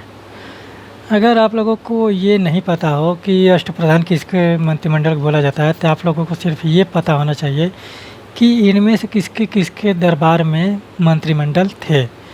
अकबर के दरबार में कितने मंत्रिमंडल थे? कितने लोग थे मंत्रिमंडल में? 9 थे, जिसमें सबसे प्रमुख बीरबल हैं, फिर राजा टोडरमल हैं, मान सिंह हैं, ये लोग हैं। चंद्रगुप्त द्वितीय के दरबार में भी 9 मंत्रिमंडल थे।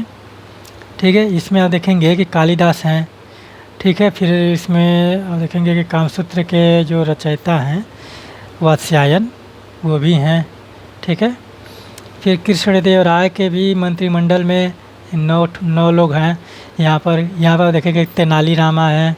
ठीक है, इस प्रकार से आप लोगों को 9 मंडल देखने को मिलेंगे। और कनिष्क के शासनकाल में भी आप देखेंगे कि कनिष्क के दरबार में भी वहाँ पर उसके दरबार में भी 9 लोग थे, जिसमें धन्वंतरी हो गए, फिर अश्वघोष हो गए, ये लोग आपके कनिष्क के राज दरबार में देखने को मिल रहे थे। और शिवाजी के मंत्रिमंडल को बोला जाता है 8 इसमें सदस्य थे, 8 इसको अष्टप्रधान बोला जाता है। ठीक है, तो शिवाजी के यहाँ पर और इस तरह से भी देख लीजिए कौन कौन से पद हैं जो अष्टप्रधान में आते हैं। ये प्रश्न पूछ लेता है कि विदेश सचिव, विदेश मंत्रालय किसके पास था, राजकीय मंत्रालय किसके पास था, न्यायाधीश कौन था, इस प्रकार से चीज़ें देखने को मिलती हैं। ठीक है, पूछता है। तो यहाँ पर आप लोग हेडिंग डाल लीजिए कि शिवाजी के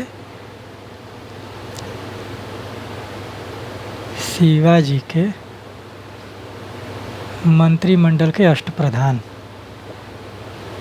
मंत्रिमंडल के अष्टप्रधान।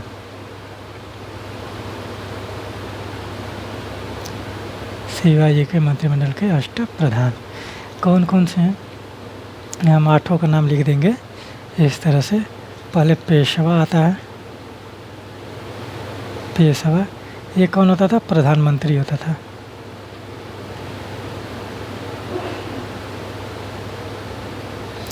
ये प्रधानमंत्री हो गए। दूसरा यहाँ पर अमात्य आ जाएगा। ठीक है, इसको आप लोग नोट डाउन करते चलिए। अमात्य बारी बारी से। अमात्य जो था आपका वित्त मंत्री था, वित्त मंत्री। महांतरा में हमारा थोड़ा सा मिस्टेक हो ही जाता है। ठीक है, वित्त मंत्री। फिर इसके बाद आएंगे तीसरे नंबर पर न्यायाधीश। ठीक है, न्यायाधीश। ये क्या थे, मुख्य न्यायकर्ता, मुख्य न्यायकर्ता। ठीक है, मुख्य न्यायकर्ता। फिर इसके बाद सर-ए-नौबत, सर-ए-नौबत।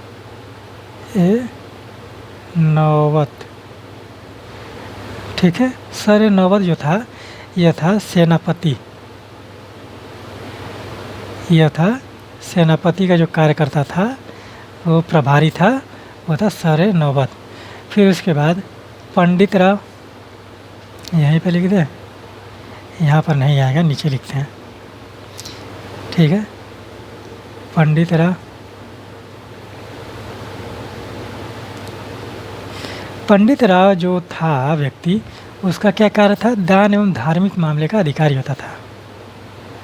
ठीक है, दान एवं धार्मिक मामले,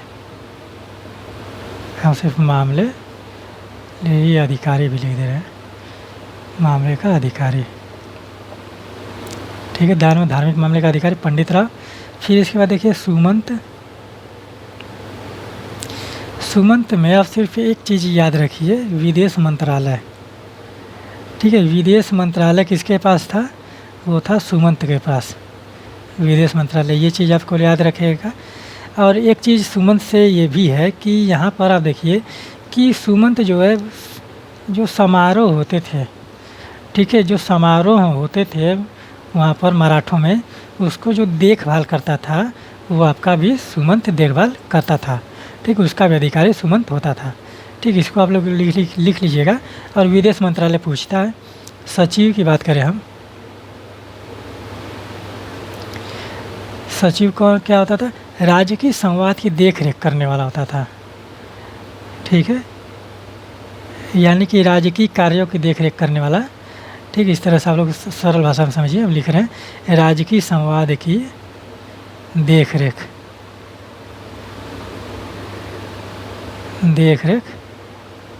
करने वाला, यहीं पे लिख दे रहे हैं, देख रेख करने वाला। ठीक है, यानी कि एक चीज़ और बचता है, वाक़िया नवीस।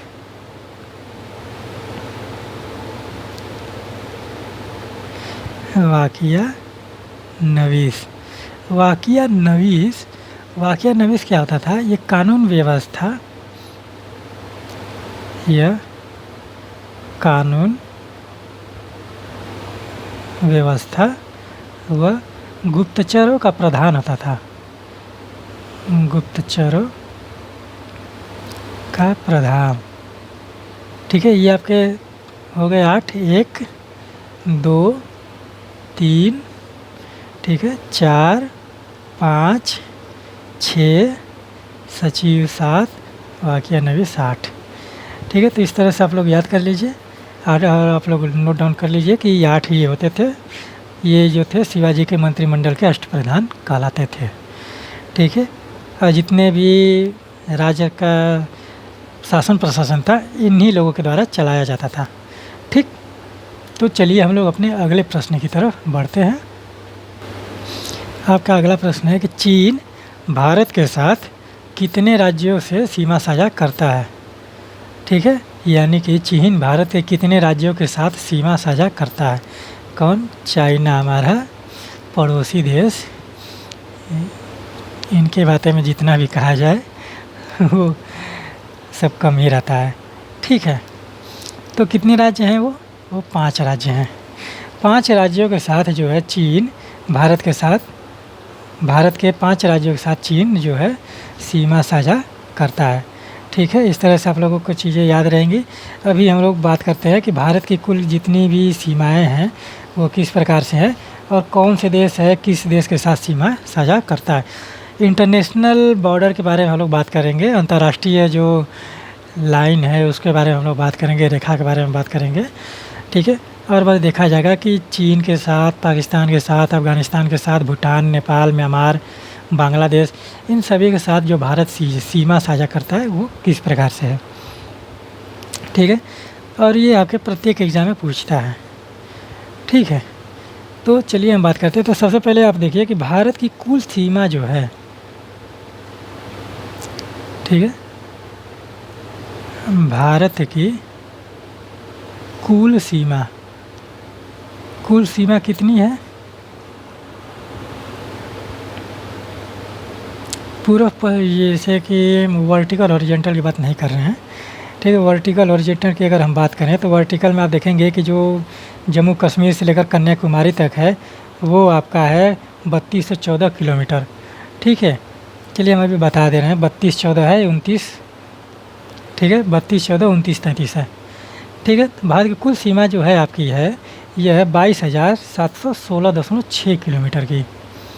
22,716.6 किलोमीटर। ठीक है, इस तरह से आप लोग ध्यान दीजिएगा। फिर इसके आप देखिए भारत की उत्तर से दक्षिण, उत्तर से दक्षिण लंबाई, समझ रहे हैं ना? इस तरह से अगर हम लिख दे रहे हैं तो उत्तर से दक्षिण लंबाई यानी कि जम्मू कश्मीर से कन्याकुमारी। ठीक है, उत्तर से दक्षिण लंबाई ये कितनी है आपकी? 3214 किलोमीटर। 3214 किलोमीटर। और भारत की, यही अब हम बात करें, भारत की पूर्व से पश्चिम चौड़ाई, पूर्व से पश्चिम चौड़ाई, तो पूर्व से पश्चिम चौड़ाई कितनी है? ये 2933 किलोमीटर, यही है, यही है ना? और ये देखिए इस प्रकार से पूर्व से पश्चिम की चौड़ाई जो है 2933 किलोमीटर है। भारत की उत्तर से दक्षिण लंबाई 3214 किलोमीटर है। ठीक है, और भारत की कुल सीमा जो है, क्षेत्रफल है जो है वो आपका 22,716.6 किलोमीटर है। फिर इसके बाद देखिए भारत की तटीय सीमा, भारत की तटीय सीमा से आप देखेंगे कि तटीय सीमा से मतलब ये है कि जितने भी भारत के समुद्र से लगे हुए राज्य हैं उनकी जो सीमा की बात किया जा रहा है। और कितने समुद्र से लगे हुए राज्य हैं, 8 है कि 9 है, आप लोग कमेंट बॉक्स में कमेंट करके बताइए। ठीक है, ये है आपका 6100 किलोमीटर। ठीक है, कितना है, 6100 किलोमीटर, यानी कि 6100 किलोमीटर। ठीक है, फिर इसके बाद देखिए भारत की स्थलीय सीमा कितनी है, वो तो तटीय सीमा हो गई। भारत की स्थलीय सीमा, स्थलीय सीमा कितनी है, ये आप लोगों को पूछता है हमेशा। 15,200 किलोमीटर है ये, 15,200 किलोमीटर। ठीक है, तो यही पूछ रहा है कि कितना है चीन के साथ। ठीक है, 15,200 किलोमीटर से में से कितना है जो चीन के साथ पूछा जा रहा है स्थलीय सीमा। फिर इसके बाद देखिए द्वीपों सहित,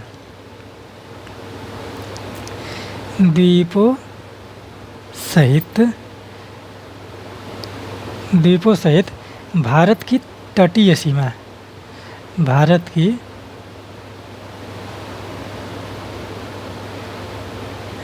की तटीय सीमा ये कितनी है, द्वीपों सहित, यानी कि जो अंडमान निकोबार द्वीप हो गए, लक्षद्वीप समूह हो गए, इनको मिलाकर कुल भारत की कितनी है, 7100 किलोमीटर है ये।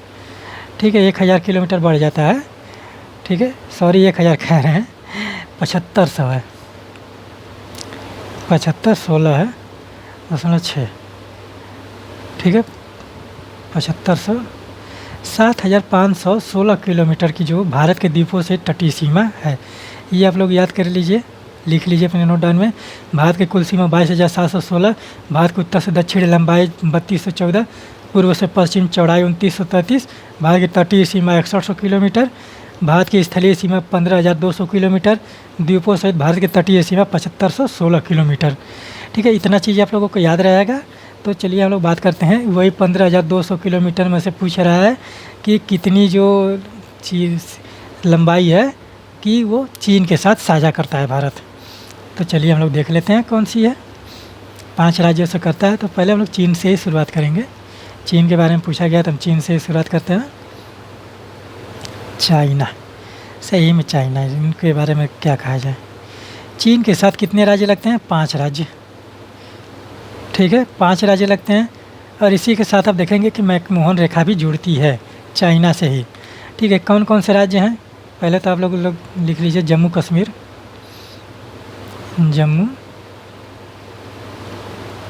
जम्मू कश्मीर है। फिर इसके बाद आप लोगों का हिमाचल प्रदेश हो जाएगा, हिमाचल प्रदेश में इस समय बहुत तबाही हो रही है प्राकृतिक आपदाओं के कारण। फिर इसके बाद उत्तराखंड हो गया, सिक्किम हो गया। कितने राज्य हो गए, 1 2 3, ये सिक्किम आपका चौथा हो गया। ठीक है, फिर आप लोग लिख लीजिए अरुणाचल प्रदेश। अरुणाचल प्रदेश और सिक्किम को तो चाइना वाले कहते हैं कि हमारा है अरुणाचल प्रदेश। ठीक, ये चीज़ें हो गई। और कितनी सीमा साझा करता है, कितने हैं, कितना किलोमीटर है, 3488 किलोमीटर है। ठीक है, मिल गया। 15,200 किलोमीटर में से कितना है, 3488 किलोमीटर। ठीक, और इसे कौन सी रेखा जोड़ती है, मैकमोहन रेखा, मैकमोहन रेखा। अब ये हो गया क्लियर कि मैकमोहन रेखा किसके मध्य है, भारत और चाइना के मध्य में मैकमोहन रेखा है। फिर इसके बाद आप देखिए बांग्लादेश के साथ सबसे ज़्यादा सीधा सीमा साझा करता है भारत। ठीक है, 4096 किलोमीटर की बांग्लादेश। ठीक है, और बांग्लादेश आप देखेंगे कि भारत से 3 ओर से घिरा हुआ है। ठीक है, बांग्लादेश भी कितने राज्यों से पूछा करता है साझा, 5 राज्य से ये भी करता है। और कौन कौन से हैं, पहले पर आप लिख लीजिए पश्चिम बंगाल हो गया। फिर मेघालय लिख लीजिए, त्रिपुरा आप देखेंगे कि बांग्लादेश से 3 ओर से घिरा हुआ है। ठीक है, त्रिपुरा, असम, फिर मिजोरम, ठीक है, ये आपके 5 राज्य हो गए। 1 2 3 4 5 राज्य हो गए, आप लोग लिखते चलिए। और इसकी सीमा जो साझा कितना किलोमीटर की है, ये आपका 4096 किलोमीटर की है। सबसे ज़्यादा जो भारत की स्थलीय सीमा साझा होता है वो आपका बांग्लादेश के साथ ही होता है। और सबसे ज़्यादा जो तटीय सीमा है किस राज्य की है, वो है आपकी गुजरात की तटीय सीमा है, 1400 किलोमीटर के लगभग में है। ठीक है, 1200 की 1400 है, इसी तरह से। फिर इसके बाद देखिए, ये चीज़ें हो गई। सबसे ज़्यादा है, यहाँ पर आप लिख लेते हैं सर्वाधिक, यहाँ पर आप लिख लीजिएगा सर्वाधिक। ठीक है, फिर इसके बाद आप देखिए पाकिस्तान के साथ कितना है।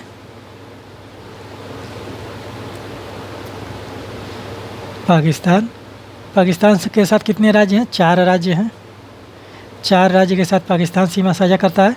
कौन कौन से हैं? पहले लिख लीजिए गुजरात, फिर राजस्थान, पंजाब, जम्मू कश्मीर। 4 राज्य हो गए, जम्मू कश्मीर। ठीक है, पाकिस्तान के साथ। अब पाकिस्तान के साथ कितने सीमा है, कितने लंबाई, कितना किलोमीटर है, ये आप देखेंगे कि ये है आपका 3323 किलोमीटर। ठीक है, पाकिस्तान के साथ कितना है? 3323 किलोमीटर है, 3323 किलोमीटर। ठीक, इसके साथ इससे कौन सी सीमा जुड़ती है? Red Cliff line. ठीक है, रेड क्लिफ रेखा। रेड क्लिफ महोदय तो भारत में भी नहीं आए थे कभी, और इन्होंने भारत में सीमा निर्धारण कर दिया। बताइए, ऐसे ऐसे लोग तो पढ़े हुए हैं भारत में, लोगों को मिले हैं भारत। ठीक है, बांग्लादेश हो गया, चीन हो गया, पाकिस्तान हो गया। ठीक है, ये तीनों कंट्री हो गई पड़ोसी देश। अब इसके बाद बचे हैं म्यांमार, बचे हैं नेपाल, बचे हैं भूटान, बचे हैं अफ़गानिस्तान बचा है। ठीक है, नेपाल, म्यांमार, भूटान और अफ़गानिस्तान, इससे बहुत ही कम सीमा साझा होता है। तो आप लोग इसको आप देखिए। इसके बाद कौन सी है? बांग्लादेश, पाकिस्तान तो हो गया। फिर नेपाल देखिए, नेपाल से कितने राज्य साझा करते हैं? उत्तर प्रदेश तो पहले ही आएगा। ठीक है, इससे भी आप देखेंगे कि 5 राज्य हैं। 5 राज्य में कौन कौन से हैं? उत्तर प्रदेश है, ठीक, बिहार है। फिर इसके बाद आप देखिए पश्चिम बंगाल भी है। ठीक है, बिहार है, पश्चिम बंगाल। फिर इसके बाद देखिए सिक्किम और उत्तराखंड। क्रम आप लोग मिला लीजिएगा। ठीक है, क्रम नहीं है किसी भी राज्य का। उत्तराखंड, ये 5 राज्य हो गए, 1 2 3 4 5। नेपाल के साथ कितने मीटर की सीमा साझा है इसका?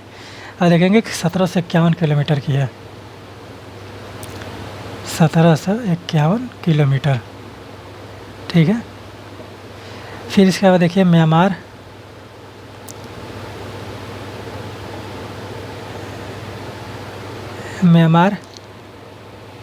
म्यांमार के साथ 4 राज्य हैं लगे हुए, सारे पूर्वोत्तर के भारत है। इसमें देख लिया अरुणाचल प्रदेश है,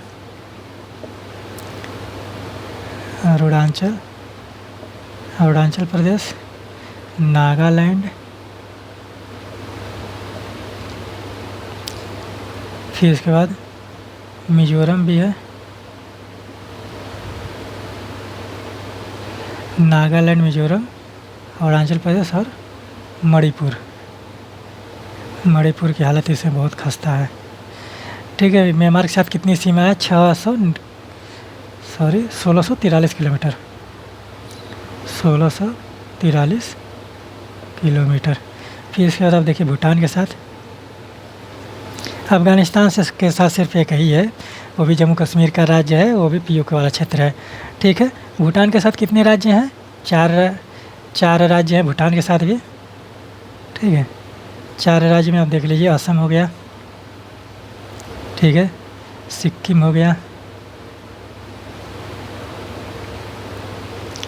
ठीक, असम हो गया, सिक्किम हो गया, फिर अरुणाचल प्रदेश हो गया,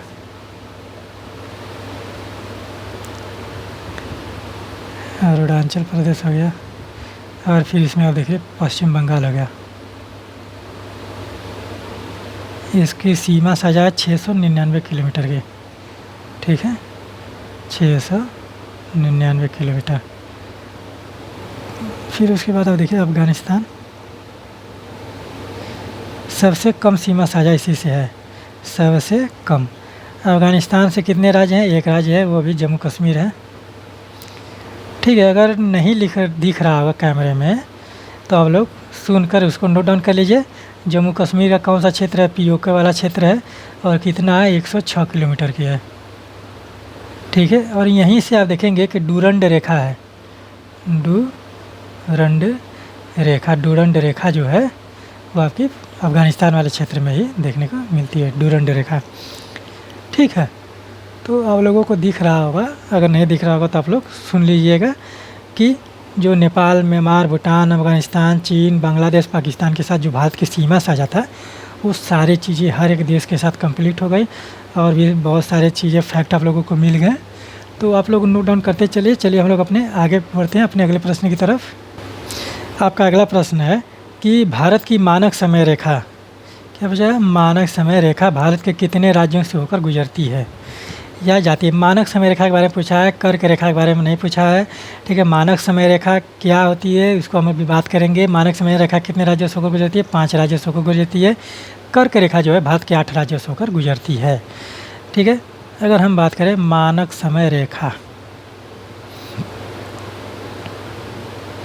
मानक समय रेखा इसको क्या बोला जाता है?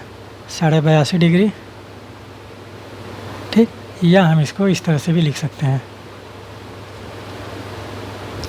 ठीक है। 82 डिग्री 30 मिनट जो है वो आपकी मानक समय रेखा है, ठीक है। यह ग्रीनविच टाइम से कितना है? 0 डिग्री से कितना है? ये आपके 5.5 घंटे आगे है, ठीक है। ये आपके भारत के 5 राज्यों से होकर गुजरती है, 5 राज्यों से होकर, 5 राज्यों से जाती है या गुजरती है, आप जिस तरह से भी सूटेबल लगे लिख लीजिए, जाती है। और वो कौन कौन से हैं? सबसे पहले आता है, ऊपर से अगर क्रम देखेंगे तो आपका आ जाएगा, पहले उत्तर प्रदेश आ जाएगा, उत्तर प्रदेश, फिर नीचे आएंगे तो फिर मध्य प्रदेश, ठीक है।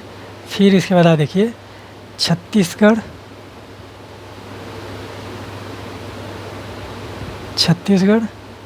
इसके बाद उड़ीसा, क्रम है ये ऊपर से नीचे का, उत्तर से दक्षिण का क्रम है ये, उड़ीसा, ठीक है, उड़ीसा। फिर इसके बाद आंध्र प्रदेश,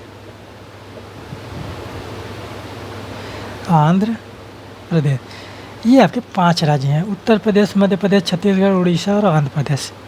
ये उत्तर से दक्षिण का क्रम है, दक्षिण से उत्तर क्रम, आप नीचे से ऊपर चले जाइए, ठीक। 5 राज्यों से होकर गुजरती है। कर्क रेखा, इसको मानक समय रेखा कहा जाता है, 82.5 डिग्री या 82 डिग्री 30 मिनट, ठीक। अगर हम कर्क रेखा की बात करें, कर्क रेखा क्या बोला जाता है? 23.5 डिग्री, यही है ना, 23.5 डिग्री। अगर हम इसको इस तरह से लिखें क्या गलत होगा?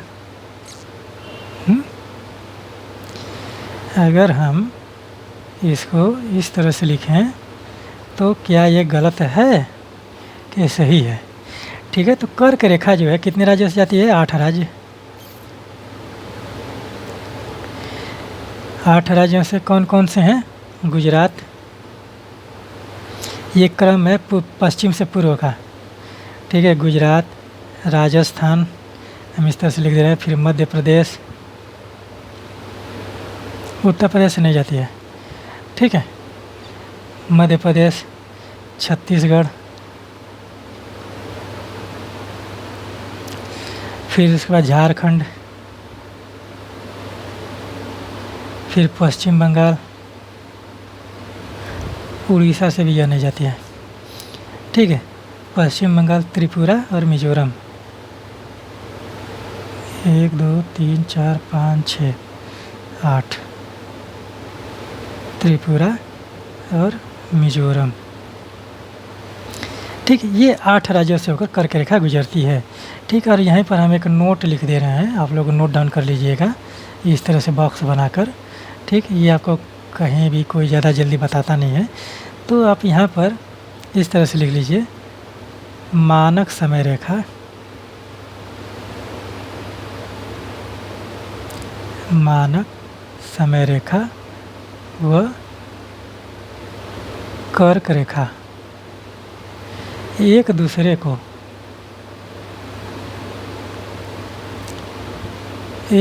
को छत्तीसगढ़ राज्य में काटती हैं।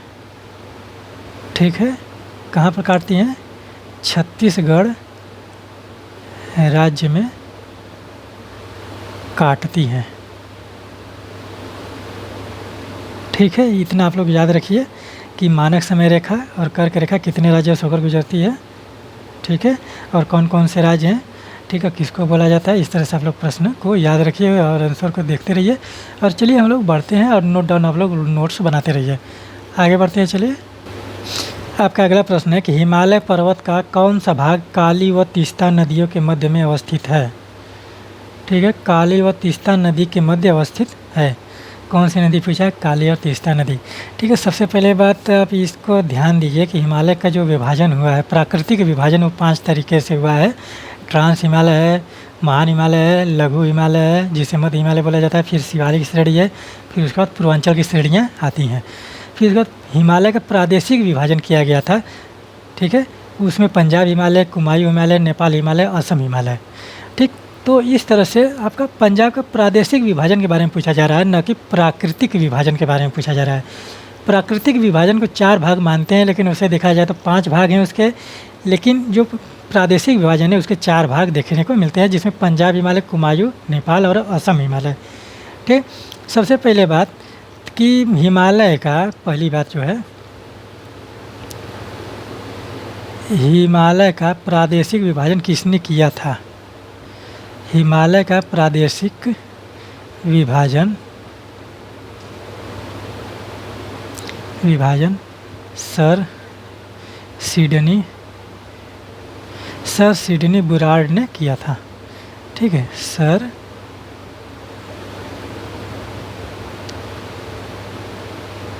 सिडनी बुरार्ड ने। ठीक है, सर सिडनी बुरार्ड ने, देखेंगे कि हिमालय का प्रादेशिक विभाजन किया है।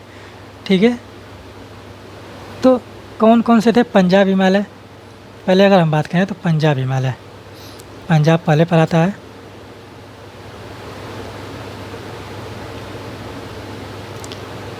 पंजाब हिमालय। ठीक है, एक एक करके हम देखते हैं कौन कौन सी चीज़ें कहाँ पर अवस्थित हैं।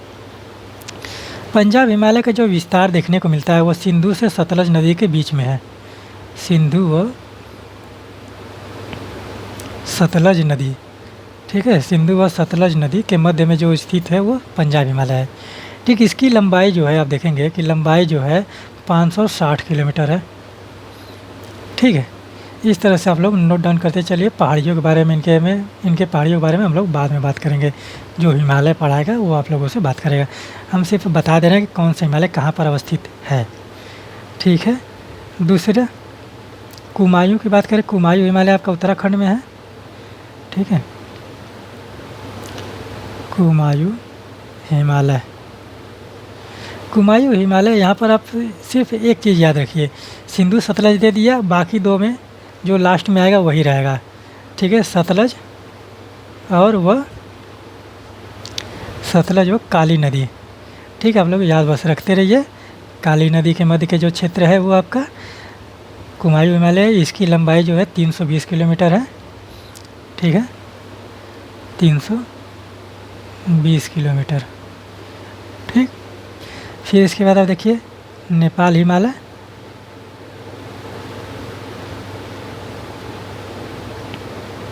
नेपाल हिमालय, तो यहाँ पर आप काली नदी तो पहले से लिख लीजिए। ठीक है, काली नदी, और यहाँ पर जो अगली नदी आएगी वो है तीस्ता नदी। काली व तीस्ता नदी।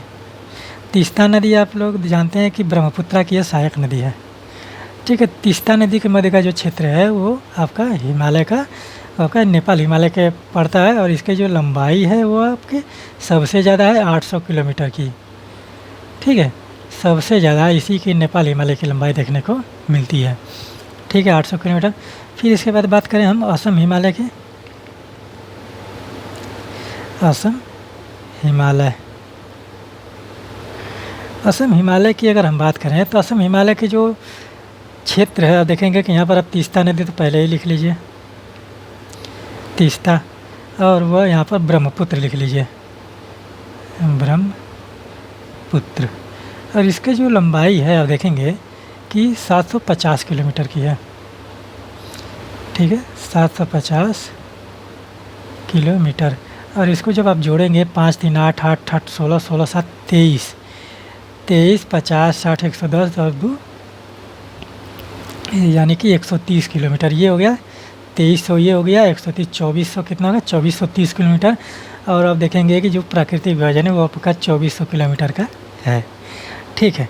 इस तरह से विभाजन किया गया था, ठीक। ये चीज़ आप लोगों को समझ में आई कि कौन सा हिमालय है। नेपाल हिमालय जो है वो आपकी काली व तीस्ता नदी के मध्य में स्थित है। ये आप चारों का प्रादेशिक विभाजन आप देख लीजिए, किसने किया था ये भी हो गया, और कौन कौन से हैं, कहाँ कहाँ है, कौन सी नदी है, उसके बारे में भी आप देख लीजिए, ठीक है। नोट डाउन करते चलिए हम लोग अपने अगले प्रश्न की तरफ बढ़ते हैं। आपका अगला प्रश्न है कि गंगा नदी बांग्लादेश में प्रवेश करने के बाद किस नाम से जानी जाती हैं? कौन सी नदी? गंगा नदी बांग्लादेश में, ठीक है। तो सीधा प्रश्न पूछा जा रहा है कि गंगा नदी को बांग्लादेश में किस नाम से जाना जाता है, ठीक है। भागीरथी, जमुना, पद्मा, मेघना, ठीक है। आपको एक कॉन्सेप्ट बताते हैं हम कि गंगा नदी जिस नाम से भारत में स्टार्ट होती है, प्रारंभ होती है, भागीरथी के नाम से प्रारंभ होती है, और भागीरथी के नाम से ही बांग्लादेश में वो प्रवेश करती है। ठीक पहले प्रवेश करने के पहले जो नाम रहता है गंगा का वो भागीरथी होता है। बांग्लादेश में प्रवेश करने के बाद उसका नाम पद्मा हो जाता है। पद्मा से जमुना की धारा मिलती है, जमुना की धारा जो है ब्रह्मपुत्र की धारा है, ठीक है। ब्रह्मपुत्र को बांग्लादेश में जमुना बोला जाता है। जमुना की धारा जो है पद्मा से जाकर मिलती है, तो पद्मा और जमुना की संयुक्त धारा मेघना कहलाती है, और मेघना जाकर बंगाल की खाड़ी में अपना जल गिराती है, और जल गिराने से पहले सुंदरवन का डेल्टा का निर्माण करती है, जिसे गंगा ब्रह्मपुत्र का डेल्टा कहते हैं, ठीक है। तो आप लोग को नोट डाउन करेंगे, हम आप लोगों को एकदम विस्तार से बता दें कि उसको लेक्चर में बताया जाएगा जब नदियाँ पढ़ाया जाएगा आप लोगों को तब। चलिए हम गंगा नदी के बारे में से बता दे रहे हैं कौन कौन सी क्या क्या चीज़ें हैं। गंगा नदी,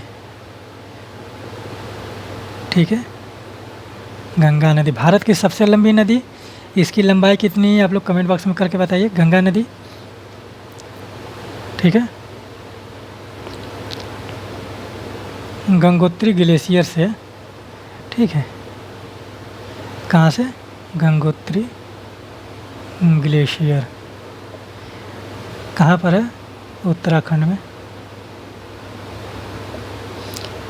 कौन सी नदी निकलती है? भागीरथी नदी निकलती है,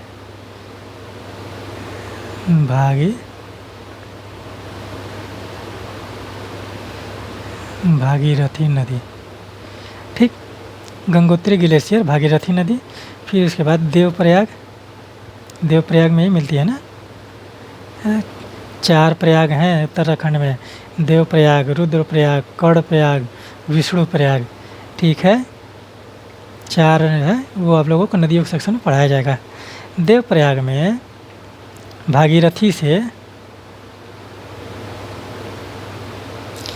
भागीरथी से अलकनंदा आकर मिलती है, अलकनंदा नदी, अलकनंदा। कौन सी नदी मिलती है? अलकनंदा नदी, ठीक है।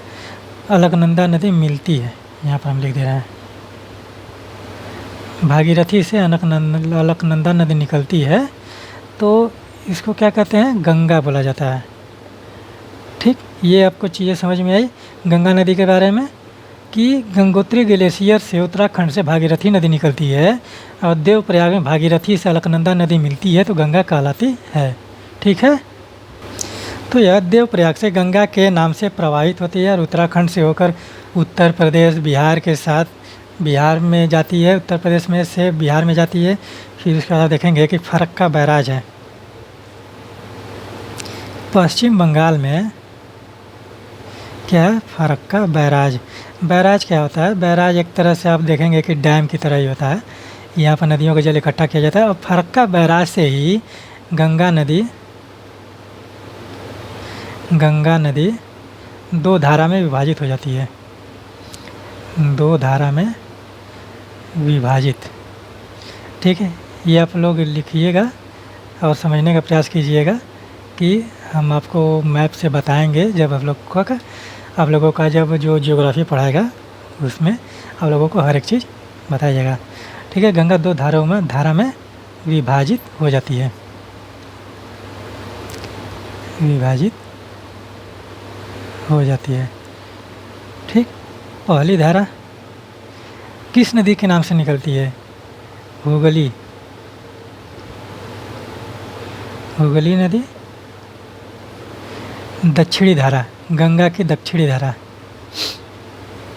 गंगा की कौन सी धारा? दक्षिणी धारा। इसी नदी पर आप देखेंगे कि हल्दिया बंदरगाह है। ठीक है,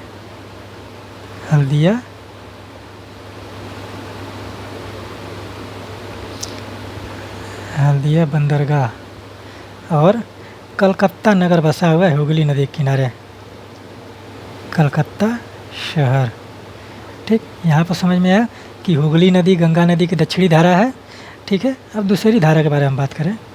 दूसरी धारा पूर्व की तरफ प्रवाहित होती है। ठीक है, पूर्व की तरफ यानी कि सीधी चली जाती है।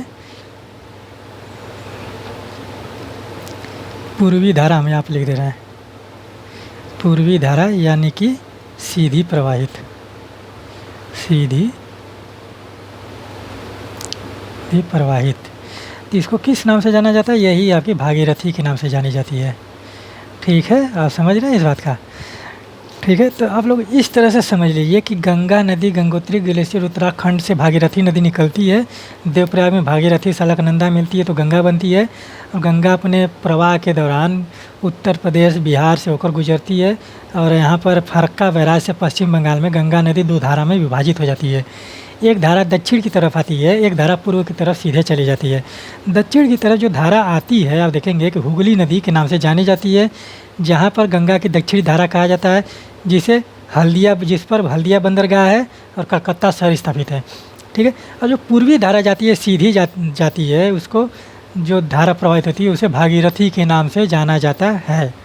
ठीक है, इतनी चीज़ें आप लोगों को कन्फर्म हुई कि कैसे कैसे गंगा की चीज़ें देखने को मिल रही हैं। और फिर इसके बाद देखिए, फरक्का बैराज से लेकर बांग्लादेश की सीमा तक गंगा नदी जो है वो भागीरथी नाम से बहती है।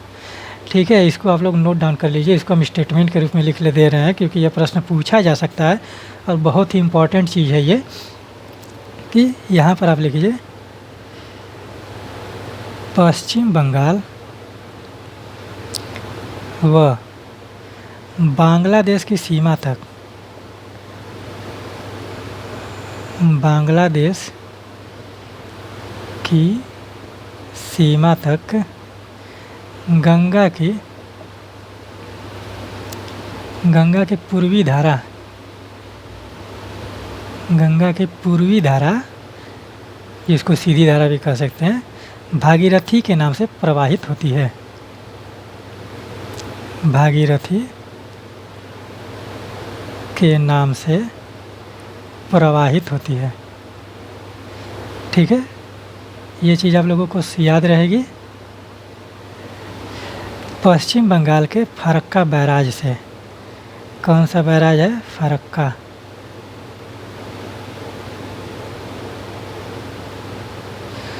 पश्चिम बंगाल के फरक्का बैराज से बांग्लादेश की सीमा तक गंगा की पूर्वी धारा जो है भागीरथी के नाम से प्रवाहित होती है। कौन सी नदी के? यानी कि गंगा भारत में भागीरथी के नाम से शुरू होती है और भागीरथी के नाम से ही समाप्त होती है। ठीक है, फिर इसके बाद देखिए, बांग्लादेश में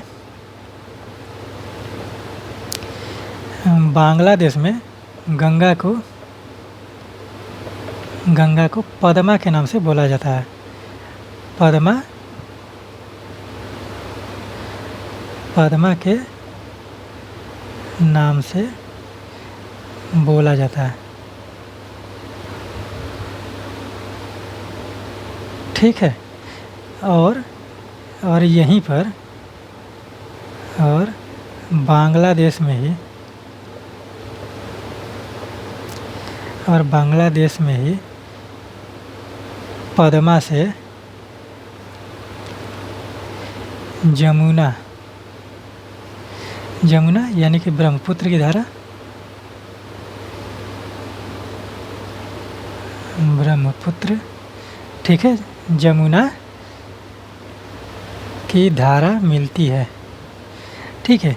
और बांग्लादेश में पद्मा से जमुना की धारा मिलती है। इन सब चीज़ों को आप लोग नोट डाउन करते चलिए, ठीक है। मिलती है पद्मा, और यहाँ पर एक चीज़ और लिखिए, पद्मा यानी कि गंगा प्लस जमुना यानी कि ब्रह्मपुत्र किसकी धारा का निर्माण करती हैं? इसकी जो संयुक्त धारा है, पद्मा और जमुना की जो संयुक्त धारा है उसको क्या बोला जाता है? मेघना। अब समझ में आई चीज़ें, ठीक है। यानी कि गंगा और ब्रह्मपुत्र की संयुक्त धारा को बांग्लादेश में मेघना बोला जाता है, और मेघना नाम से ही यह बंगाल की खाड़ी में गिरती है, बंगाल की खाड़ी में गिरती है।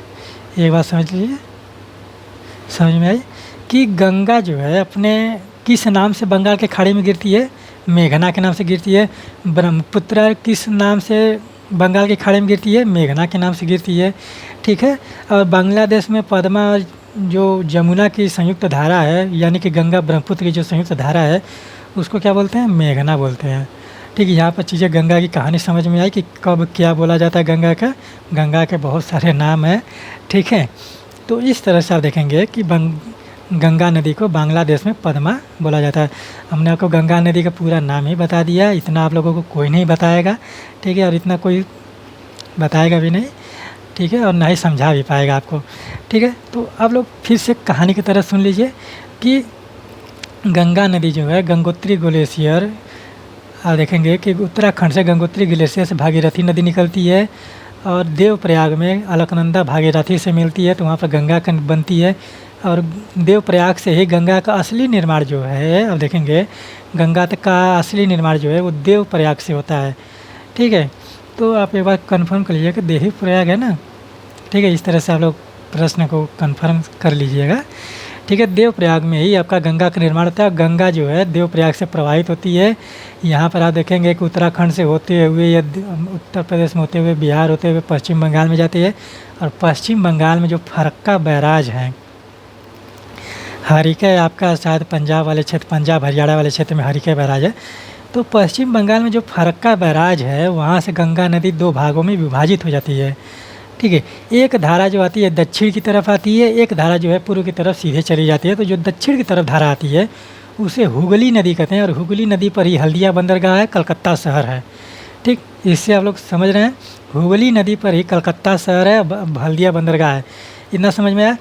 तो फरक्का बैराज से जब गंगा आगे बढ़ती है तो वो किस नाम से बढ़ती है? पूर्वी धारा जो उसकी है वो भागीरथी के नाम से बढ़ती है, ठीक है। यानी कि पश्चिम बंगाल के फरक्का बैराज से बांग्लादेश की सीमा तक गंगा जो है भागीरथी नदी के नाम से प्रवाहित होती है, ठीक है। और बांग्लादेश में प्रवेश करते ही आप देखेंगे कि गंगा का नाम जो है पद्मा हो जाता है, ठीक। बांग्लादेश में प्रवेश करते गंगा का नाम पद्मा हो जाता है, और बांग्लादेश में पद्मा से जमुना की धारा मिलती है। और जमुना कौन है? ब्रह्मपुत्र नदी है, ठीक है। ब्रह्मपुत्र नदी आप देखेंगे कि मानसरोवर के चेमायुंगडुंग ग्लेशियर से निकलती है, कैलाश पर्वत के, और अरुणाचल प्रदेश होते हुए असम में माजुली द्वीप का निर्माण करती है, सबसे बड़ी माजुली द्वीप, और वहाँ से देखेंगे मेघालय से होते हुए यह बांग्लादेश में प्रवेश करती है। बांग्लादेश में प्रवेश करते ही यहाँ पर इसका नाम जमुना हो जाता है। और तिब्बत में ब्रह्मपुत्र नदी को सांगपो बोला जाता है, इतना भी याद रखिएगा, ठीक है। जब वह वहाँ से चेमायुंगडुंग ग्लेशियर से निकलती है, अरुणाचल चेमायुंगडुंग ग्लेशियर से लेकर अरुणाचल प्रदेश की सीमा तक इसको सांगपो नदी बोला जाता है, और अरुणाचल प्रदेश से लेकर बांग्लादेश की सीमा तक इसको ब्रह्मपुत्र नदी बोला जाता है, और बांग्लादेश में इसको जमुना नदी बोला जाता है। और जब जमुना पद्मा से जब मिलती है, यानी कि गंगा से मिलती है, तो वहाँ पर मेघना नदी बनती है, और मेघना नदी के नाम से ये बंगाल के खाड़ी में गिरती है, ठीक है। इतना कॉन्सेप्ट क्लियर हुआ मैप बनाकर समझाया जाएगा, आप लोगों को और भी ज़्यादा समझ में आएगा। ठीक है, तो इस तरह से आप लोग समझिए कि गंगा को बांग्लादेश में पद्मा बोला जाता है, ब्रह्मपुत्र को बांग्लादेश में जमुना बोला जाता है, पद्मा जमुना के संयुक्त धारा को मेघना बोला जाता है, और मेघना जो है बंगाल की खाड़ी में गिरती है। बंगाल में खाड़ी में गिरने से पहले वो सुंदरबन डेल्टा का निर्माण करती है। सुंदरबन डेल्टा जो है आपका चापाकार डेल्टा है। ठीक, इतनी चीज़ें आप लोगों को क्लियर हो गई। ये आप लोगों का जो है गंगा नदी से पूरा एकदम चैप्टर ही कंप्लीट हो गया है कि अगर मैप बनाकर अगर समझाया जाता तो और भी ज़्यादा समझ में आता है। वो चीज़ें आप लोगों को ज्योग्राफी का जो नदी पढ़ाएगा सेक्शन, वहाँ पर वो चीज़ आप लोगों को देखने को मिलेंगी। ठीक है, तो आप लोगों को वो चीज़ें समझ में आए गंगा नदी के बारे में। तो ये वो आप लोगों का आखिरी प्रश्न था। ठीक है, इस सेशन का आखिरी प्रश्न था और हम लोग अब बात करेंगे अगले सेशन के बारे में। ठीक है, तो उम्मीद है कि आप लोगों को यह लेक्चर पसंद आएगा। आप लोग जीएस श्रृंखला से जुड़ते रहिए, आनंद लेते रहिए और अपने नोट्स को बनाते रहिए। तो वो नोट्स जो है आपको प्रत्येक एग्ज़ाम में देखने में मदद करेगा। ठीक है, तो ईश्वर से प्रार्थना यही रहेगी कि आप लोग अपने जीवन में जल्द से जल्द सफल हों और अपने पढ़ाई को अच्छे ढंग से करते रहिए। उम्मीद है कि आप लोग पढ़ाई को अच्छे ढंग से कर रहे होंगे और सही दिशा निर्देशन में कर रहे होंगे। ठीक है, तो चैनल को ज़्यादा से ज़्यादा सब्सक्राइब करें, शेयर करें, कमेंट करें, लाइक करें। जो लोग नए हैं वो लोग चैनल से जुड़ जाएं तुरंत और अपने पढ़ाई को एक मजबूती प्रदान करें। ठीक है, तो यहीं पर मैं अपने वाणी को विराम देता हूँ। धन्यवाद।